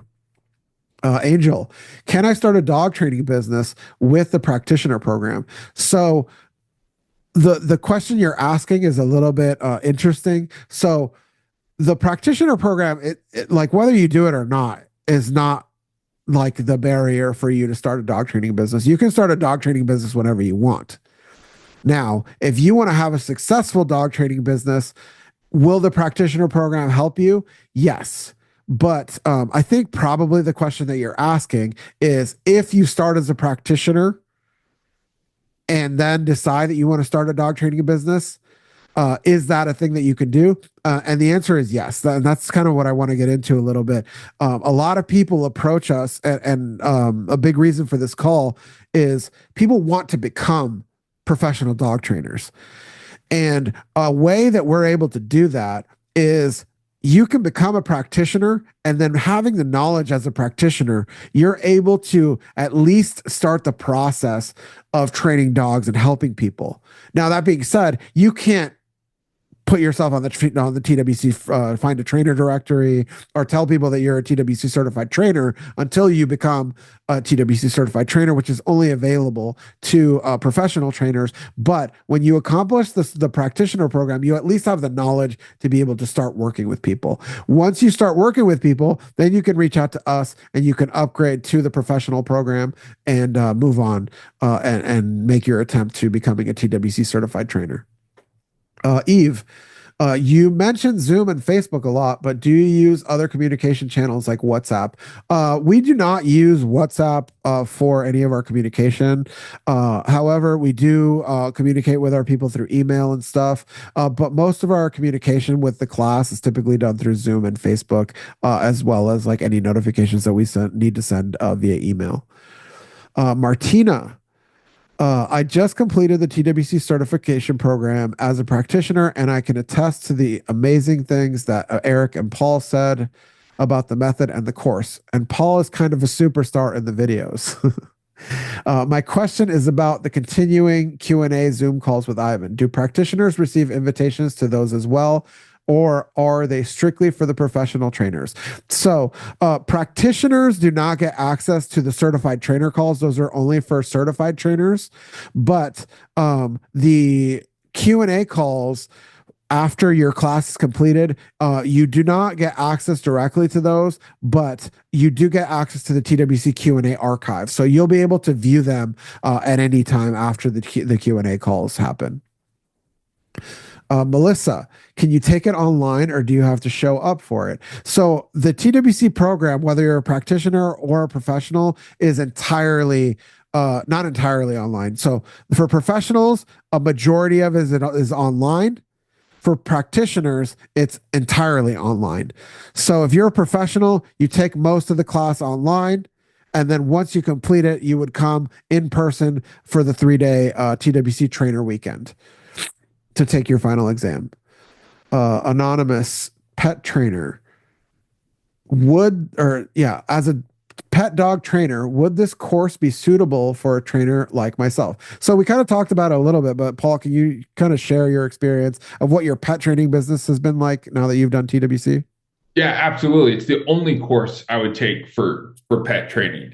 I think hopefully that there's a big shift right now, more and more people realizing like that what's going on with the pet training industry is just ridiculous and crazy. And so I think this is the only course to take. And I think if you pay attention to some of the TWC people out there, like Dylan, you'll start to see that there's going to be a big shift in the pet training space of people, training TWC style. Yeah, and again, to kind of go back to what we were talking about a lot during the call, I think as a pet trainer, it would give you such a huge leg up because you are different from other trainers in your area. There's nothing you can do to be successful that is better than setting yourself apart from the average crowd. Allah. Hi, guys. Thank you for going over and explaining many things about TWC. I'm very interested in signing up for it and wondering if you can register any time or if there's a time frame that you can register for it. So that question, you can register any time for the TWC course. However, when you register, you would then be added to the next upcoming class. So some people that signed up in January, in January, they probably were added to the January class, but like, if you signed up in February, the next class that you're available for is April. So right now, like if you don't sign up for this April class and you sign up in May, the next class you're available for is July, but you can sign up anytime.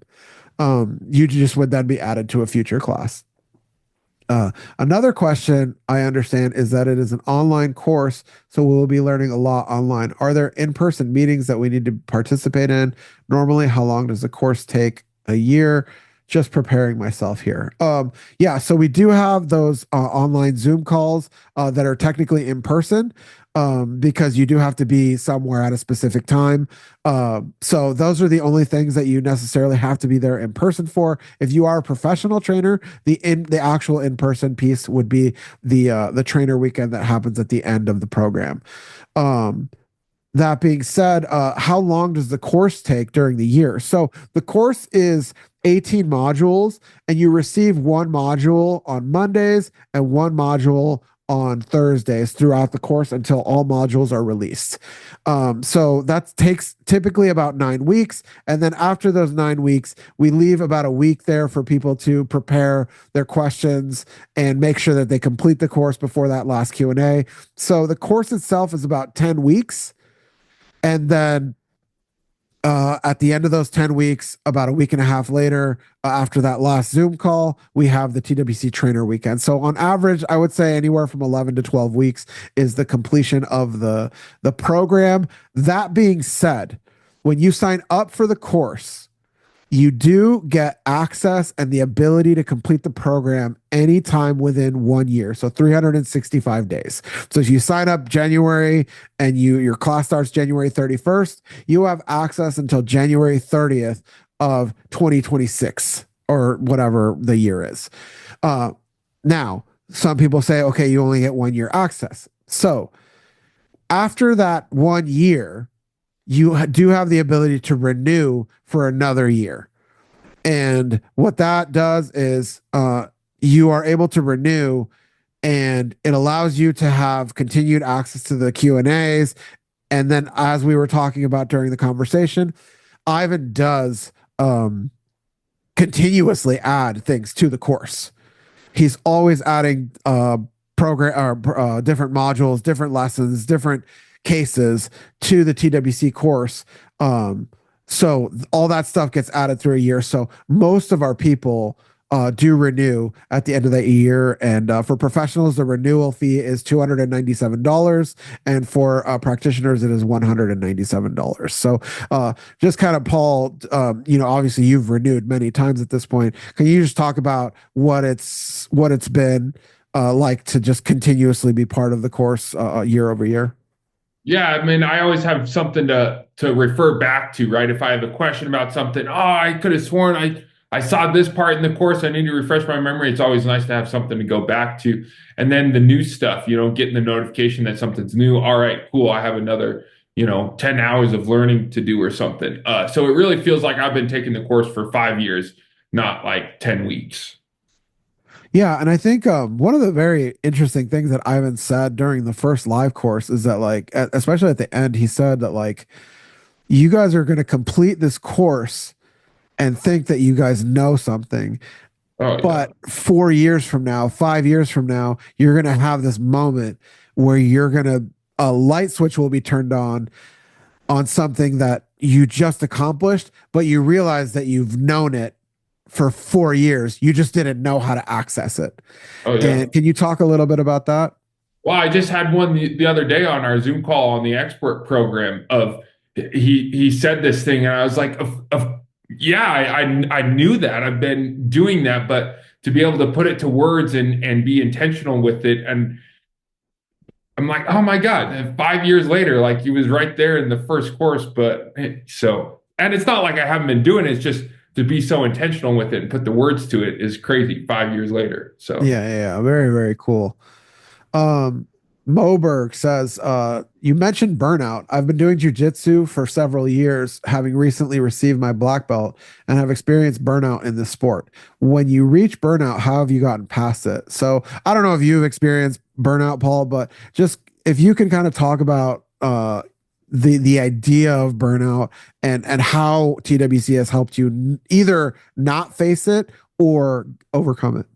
Yeah, I think the burnout happens when you're kind of just following the same process every single time. It just becomes monotonous, right? You don't put a lot of thought into it. It's just every day looks the same. I just gotta go to the grindstone and get after it, right? So I think the way we train dogs at TWC almost prevents that, right? I don't do the same thing every day. I don't have all right, this is what it's going to look like, right?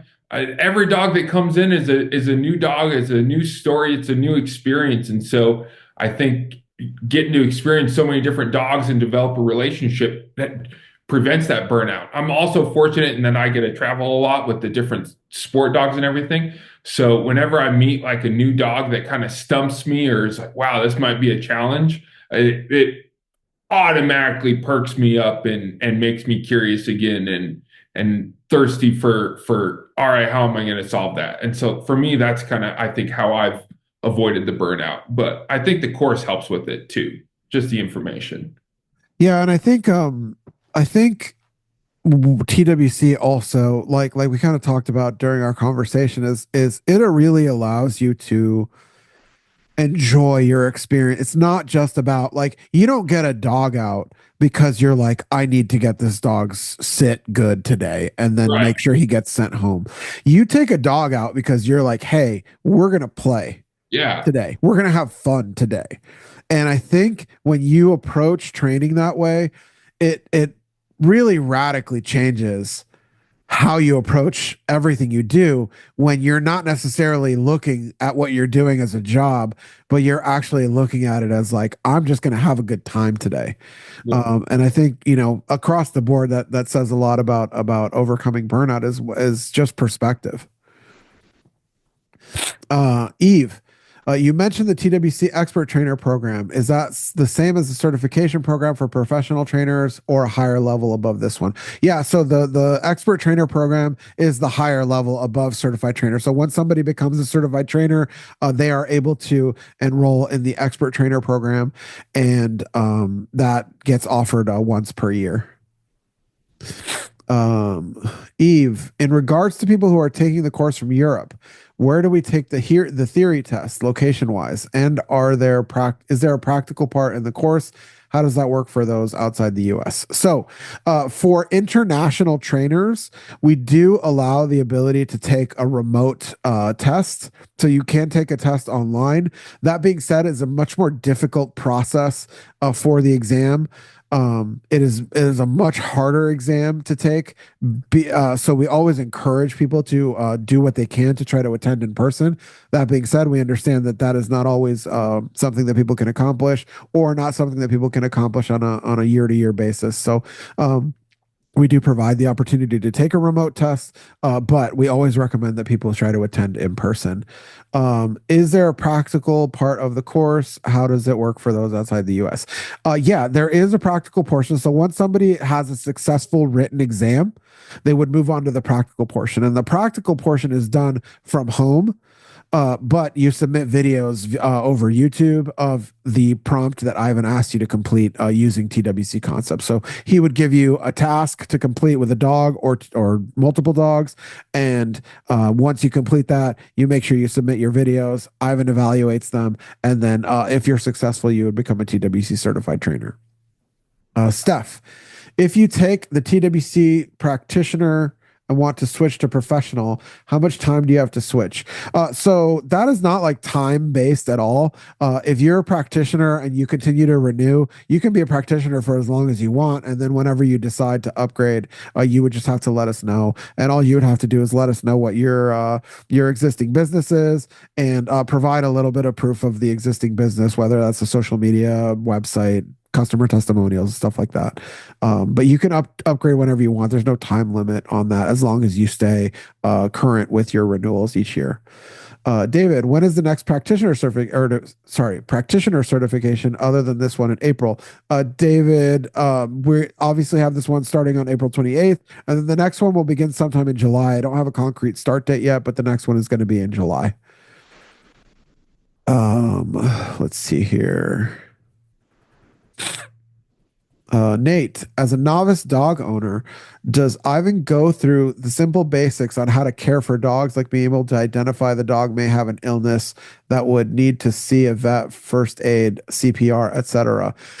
Yeah, so I'll let Paul kind of weigh in on this, but for sure, like, there are some cases that we discuss that, like, we just, as someone being around dogs, you just know that the first thing you should do is talk to a vet. And Ivan goes over that, at length, with many different things, whether it be in a Zoom call or during the course.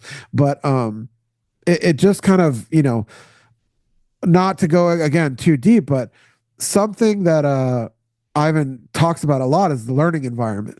And part of the learning environment is understanding that the dog is in a good place to learn. So you don't want to put a sick dog out there. You don't want to put it whatever. So part of the learning environment is making sure that the dog is healthy. But I'll let Paul weigh in a little bit on this question. Well, and we do watch so many videos where we're analyzing the behavior of the dog and we're looking at dogs in different, you know, mental states or different, not having their needs met. That I would say, yeah, absolutely. We may not go into the medical, how to do CPR on a dog, but as far as observing dogs, talking about dogs, comparing their behaviors, how they look and everything, and decide, is this dog healthy? Does this dog need a different type of attention? Absolutely. Yeah, and like I said, I mean that's one of the important pieces. I mean, you would not want to take a dog that's not feeling well. That's not, that's one of the early modules in the course where Ivan talks a lot about making sure the dog is getting appropriate sleep, making sure the dog is rested, making sure you're training at the right time, making sure the dog's diet is in order. All these things are very, very important when it comes to training. And honestly, a lot of times it's not something that every trainer looks at. I mean, I worked in a high volume training place, and I mean, there are dogs that are stressed out, whether it's over their food or whether it's over the location, and whether the dog has diarrhea or whatever, they're going to have their training session that day, and that's not correct when as at least in the way that TWC trainers look at it. But that is how people work, and it's unfortunate, but a big part of being a TWC trainer is understanding that they are our fellow creatures, and you would not want your friend to be forced into something if they're not feeling well. So it's a big important piece of TWC. So hopefully that answers your question. For someone in the practitioner course, how would you suggest starting their own dog training business from the ground up? So I don't want to go too deep on business stuff in this call. However, if you go on to the Training Without Conflict, not Ivan Balabanov, but the Training Without Conflict YouTube channel, we had a marketing call, not a marketing call, a call about marketing your dog training business late last year, and it really goes in depth about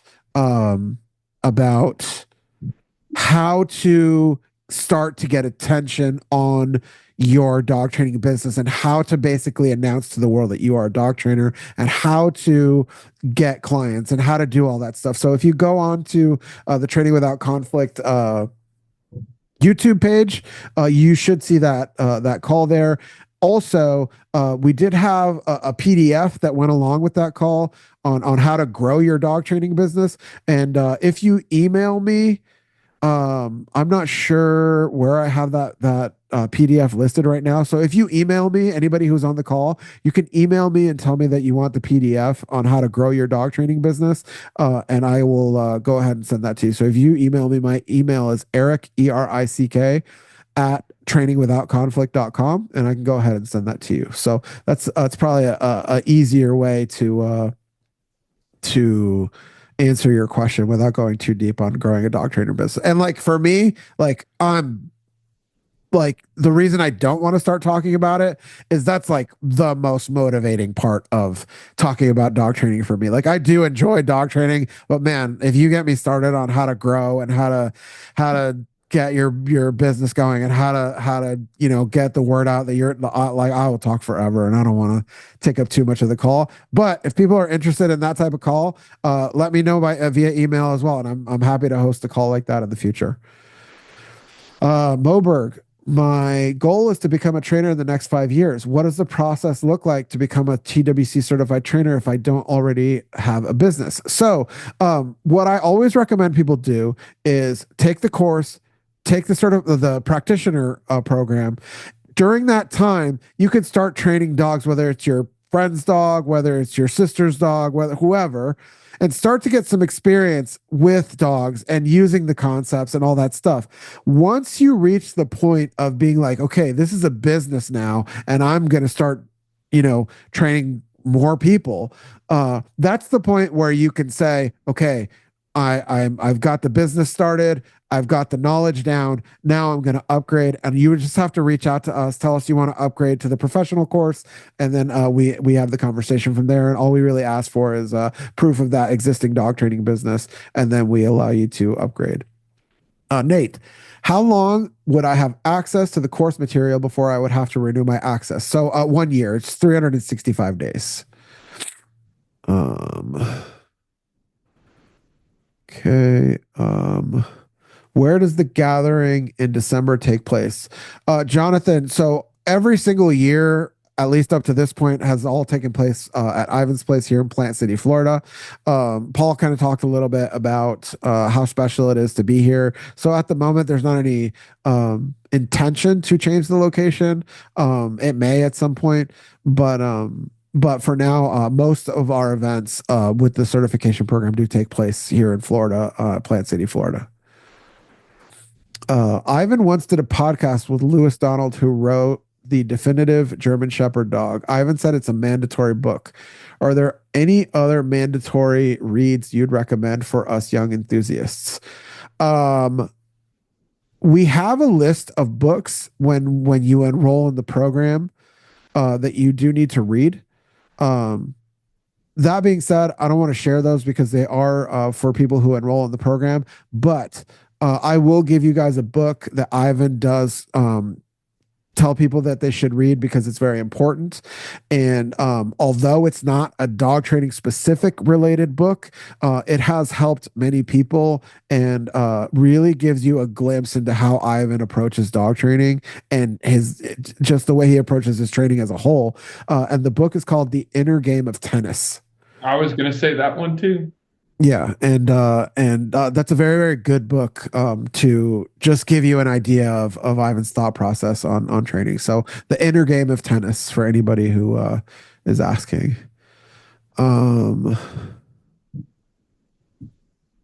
Okay. Anonymous, does having a felony on my record disqualify me from the course? I've not I don't do background checks on people, so I would not necessarily say it would disqualify you. I guess it would depend on what it was and if you offered up that information. I can't say that it would disqualify. I don't think it would. I don't want to start talking about hypotheticals, so I won't say it wouldn't concretely, but at this point, I have not had a situation where that has been something that disqualified someone from the course. Nate, do I have to prepare or read up on things before going into the course? Yeah, Nate. So you don't have to, but when you sign up for the course, you do get access to about 5 videos, and you do get access to the TWWC reading list.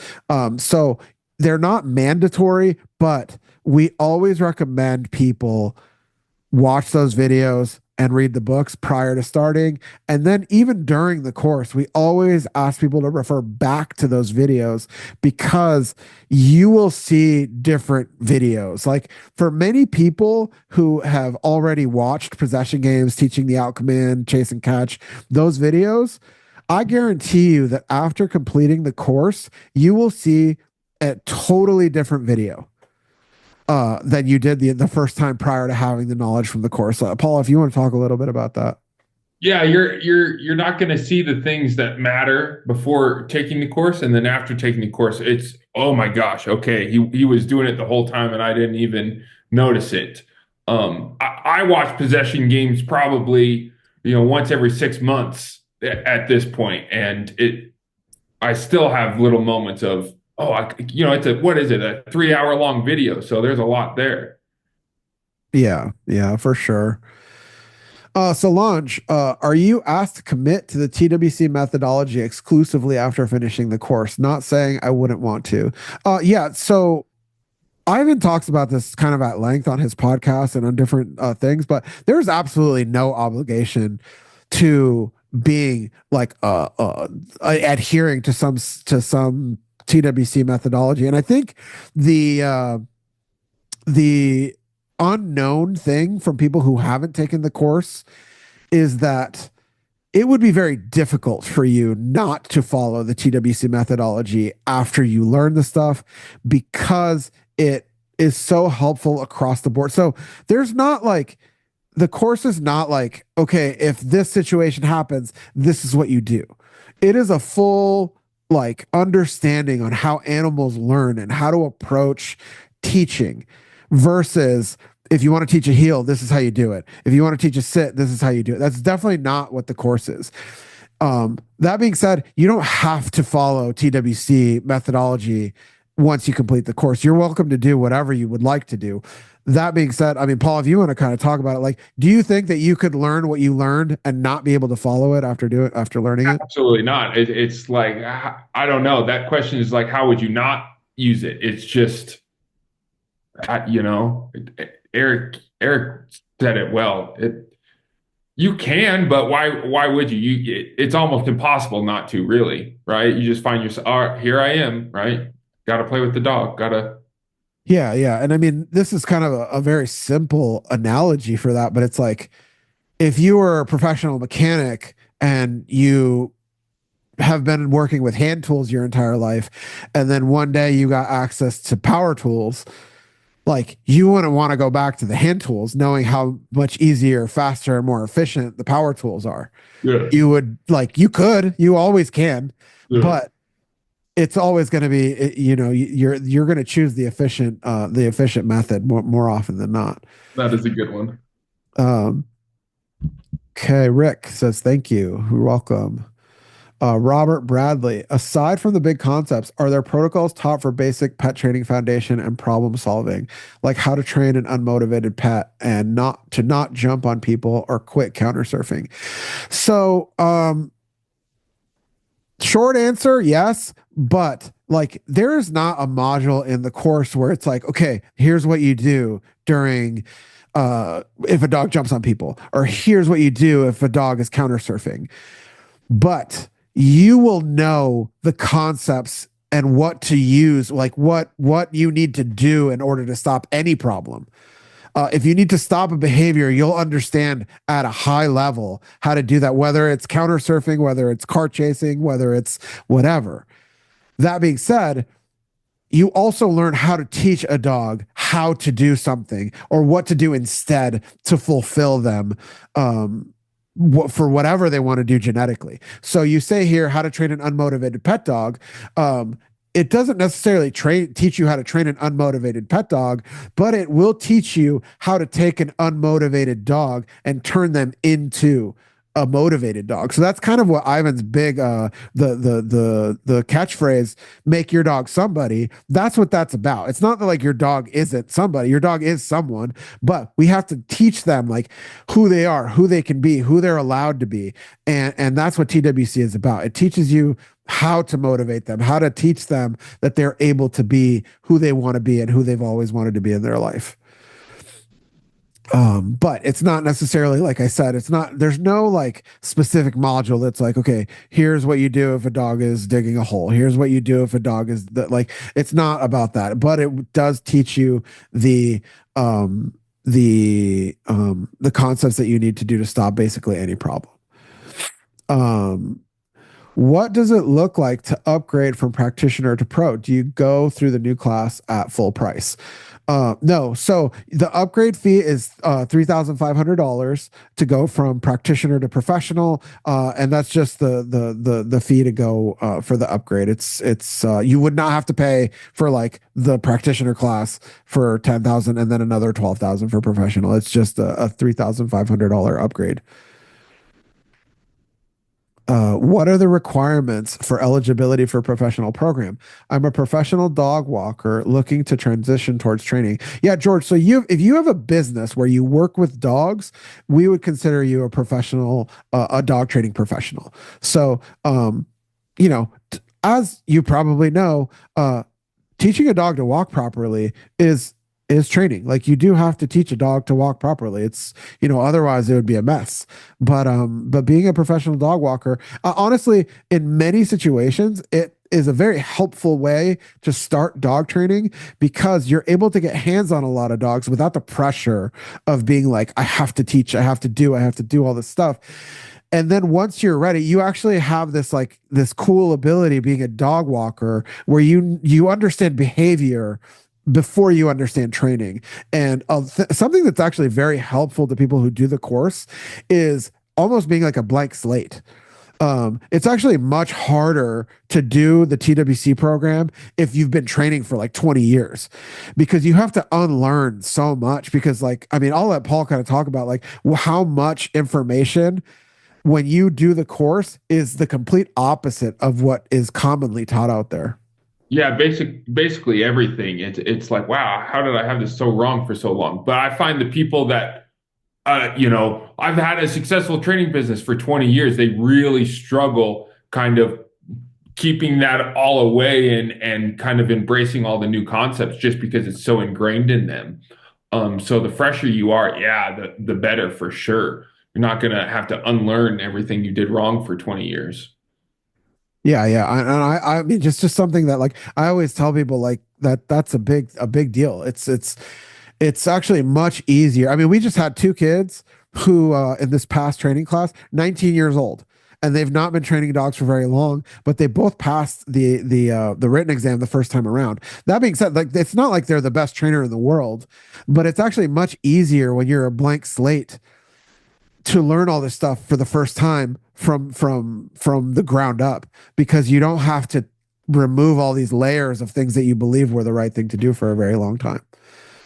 Um, Jonathan, can you say something about TWC certified trainer Tommy McLaughlin? I could say a lot of stuff about Tommy. Tommy is a great guy, great trainer. Highly recommended for anybody who wants to work with Tommy in the New Jersey area. Great guy. Also knows his way around a pizza. So he's a good guy. Tommy is one of my favorite people, and I always look forward to seeing him. Um, George, if you start a practitioner program, what is the additional cost to get certified as a professional? Yeah, so we just said it's $3,500. Ivan once did a podcast. Okay, we already did that one. Zakia. I've heard Ivan throughout my training career as one of the best trainers in the world. It would be an honor to take a course. Does this course at its present cost, time and time and knowledge and or skill gained give at least 3 to 4 college credits upon completion? And if not, why not? So we're not set up to be able to provide college credits for anybody. That being said, if you are part of a college and you can work out a deal with your college that taking the TWC course would act as a college credit, that's something that you can do with your college. However, we're not currently set up to provide whatever they're called, like your learning units or whatever. We're not set up for that. So it would have to be something that you work out with your college, not so much something that we generally provide. Nate, will this call be posted somewhere after? Yeah. So Nate, once this call is finished, it is being recorded. So we will go ahead and post it on the TWC YouTube page, as well as make sure we send an email to everyone who was on the call, just in case they missed it or just in case they want to go back and review it. Jonathan, sure thing. Here's a concise version that you can drop into a text. Yeah, I don't know what this is. Yeah, I don't know what. It looks like a chat GPT. Yeah. I don't know. Rick, can you send me the TWC Facebook link? Please, Rick, if you email me, because I for sure will not remember to do this after the call because I'm still going to answer a bunch of questions. So if you email me, Eric at tradingwithoutconflict.com, I'm happy to send you the link to the TWC Facebook page. Um, Anonymous, are there continuing education points that you have to keep up with after passing the tests? So there's not necessarily any checklists or any checkpoints that we give anybody after they complete the exam. That being said, I think that you would be doing yourself a disservice if you didn't continue to try to improve your education. Like it would be very like I think it would be crazy for you not to take the opportunity to watch the updated modules, to attend Zoom calls, to do all this stuff after you complete the test. So, one very cool thing about the community, like I said, is everyone's very passionate about dog training. So, we haven't needed to create checkpoints or checklists for things to do after they complete the test because people are so eager to continue to learn. So, answer is no. But if you didn't, I mean, Paul, if you wanted to share a little bit, like, could you ever see yourself not continuing to learn after TWC? Oh, absolutely not. I'm also always searching for somewhere else to, learn from. Ivan's seminars that he has out at his place, with Yanni or a helper seminar or healing workshop or Dylan's workshop coming out, any of those I think are awesome. And even just standing on the sidelines when we have breaks and talking to other TWC people or other people, hoping to become TWC people, it is a great time and you learn something every time. So, Yeah, I completely agree. I mean, I think it's a big testament to who the community is and their willingness to continue to learn that every time we have a workshop, I would say like 80% of the people there are graduates from the TWC group. I mean, we just had the helper weekend. There was 40 people there. I want to say 30, maybe not 30, but like 27 to 30 of them were all graduates of the course. I mean, it's people want to continue to learn. They love to learn. And we don't even have to enforce anything. Like there's no like mandatory one workshop per year or anything like that. There's absolutely nothing like that, and people just do it on their own willingness. Jonathan, is there a code of ethics for how certified trainers are to behave online? Yeah, Jonathan. So we do have a code of conduct that people do sign when they do enroll in the program. I don't have that in front of me. But yes, there is a code of conduct that people have to sign, and you do have to sign it, so you would be able to read it before you enroll in the program. Paul's the man, to be honest, from Anonymous. If you're going to be anonymous, you should identify yourself if you're going to praise somebody. Are there payment plans for the professional course? We do not have payment plans for the professional course, mainly because we have a very small team, and we did do payment plans briefly in the past, and we just had situations where we were having to chase people down for payments, and it was a little bit too much work for us to be able to handle. So at the moment, we do not have payment plans. That's not necessarily that we won't have them in the future, but for the time being, we do not have payment plans for the professional course. So anybody that asks me about it, I always recommend saving up or something that I know people do a lot, like PayPal. They have their pay over 6 months, or depending on the price, or they have deals during the year where you can pay over 12 months or 24 months. I always recommend that. But yeah, those are probably the two best ways that I can tell people. I know people also will take out like a small business loan or something like that. So any payment plans would be kind of on the trainer, not so much coming from us. Moberg, solid or sold. Thanks for your time. I'll likely have to wait for a later round of class. I have a local TWC trainer, and I'm going to do some training with. After that, I'll likely be a part of the next couple classes. Great. Looking forward to having you be part of the program. Chris, do you have to take the practitioner or professional course to attend an in-person workshop offered from Ivan? No, No, we have workshops here and there throughout the year where anybody can attend. Like we just had a workshop in the UK. Obviously, there were TWC certified trainers and practitioners there, but a majority of the people there were not graduates from the course. That being said, a very cool thing that happens is most of the time people who come to a workshop they do end up enrolling. So we had the UK workshop, and like around like 10 of those people have already enrolled. And at this point, because we just had our trainer weekend, two of them have already passed and moved on to the next step of the TWC certification program. So, short answer, you do not have to be a practitioner or professional to attend a workshop, but just from experience, I would say it's very hard to not take the course after coming to a workshop, because I feel like people really see that light bulb turn on, and they just want more. So, George, what are the limitations on putting out educational materials after taking the course? So that's something that we kind of discuss with the trainers, with the certified trainers, kind of once they do stuff. But we basically don't want people sharing stuff that they are learning in the course verbatim. Like obviously, we wouldn't want somebody taking what Ivan says and putting it online.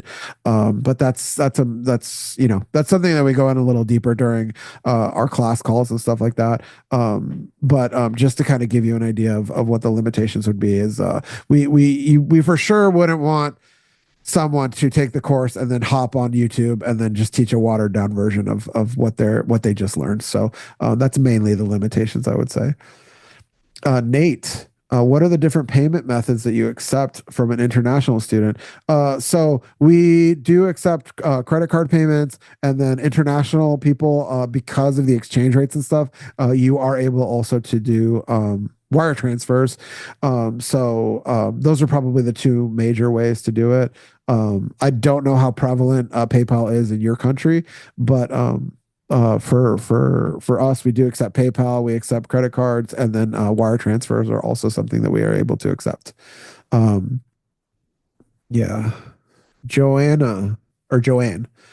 I would like to take the course eventually, but can't right now because of my health. I'm very interested. Your methods though. Oh, that's like your methods though. If you hire a TWC trainer, do they train the client how to work with their dogs with your methods so they can continue training and learn for their own uses? Also, is there any layman level book? So, books, I don't think there's anything that could encompass what the TWC method is. As far as like a ground level, to get you started in understanding what TWC is, two things I would recommend are the Cornerstone Collection, which is the possession games, Chase and Catch 2.0, and teaching the out command. Those are probably the cornerstone pieces of how to start the process of training TWC. And then a second thing to check out is the Make Your Dog Somebody mini course, which starts to show you how Ivan approaches teaching clients with the TWC methods. Those are the two things I would recommend to be kind of a ground level understanding of what TWC is. And for anybody who's on the call and stuck around, little secret, one of our next videos that we're going to be putting out is we're going to be releasing some of the Make Your Dog Somebody workshops, videos that we have done in the past 2 years. So the next one most likely is going to be the California workshop, and then we did do the UK, Massachusetts, and North Carolina workshop. So those are all going to be made available here coming up soon. So I definitely would recommend those as well. But keep that a secret for anybody who's on the call for now. But yeah, that's the last question. So I want to thank Paul for being on the call today, helping answer some questions and just providing his experience as a TWC trainer. Paul, do you have any last words? No, happy to do it. Happy to do anything TWC related. So it's always fun. Cool. Well, thank you so much. And thank you to everyone who is here today. And once again, if you would like to enroll in the TWC course, let me just put this up again here.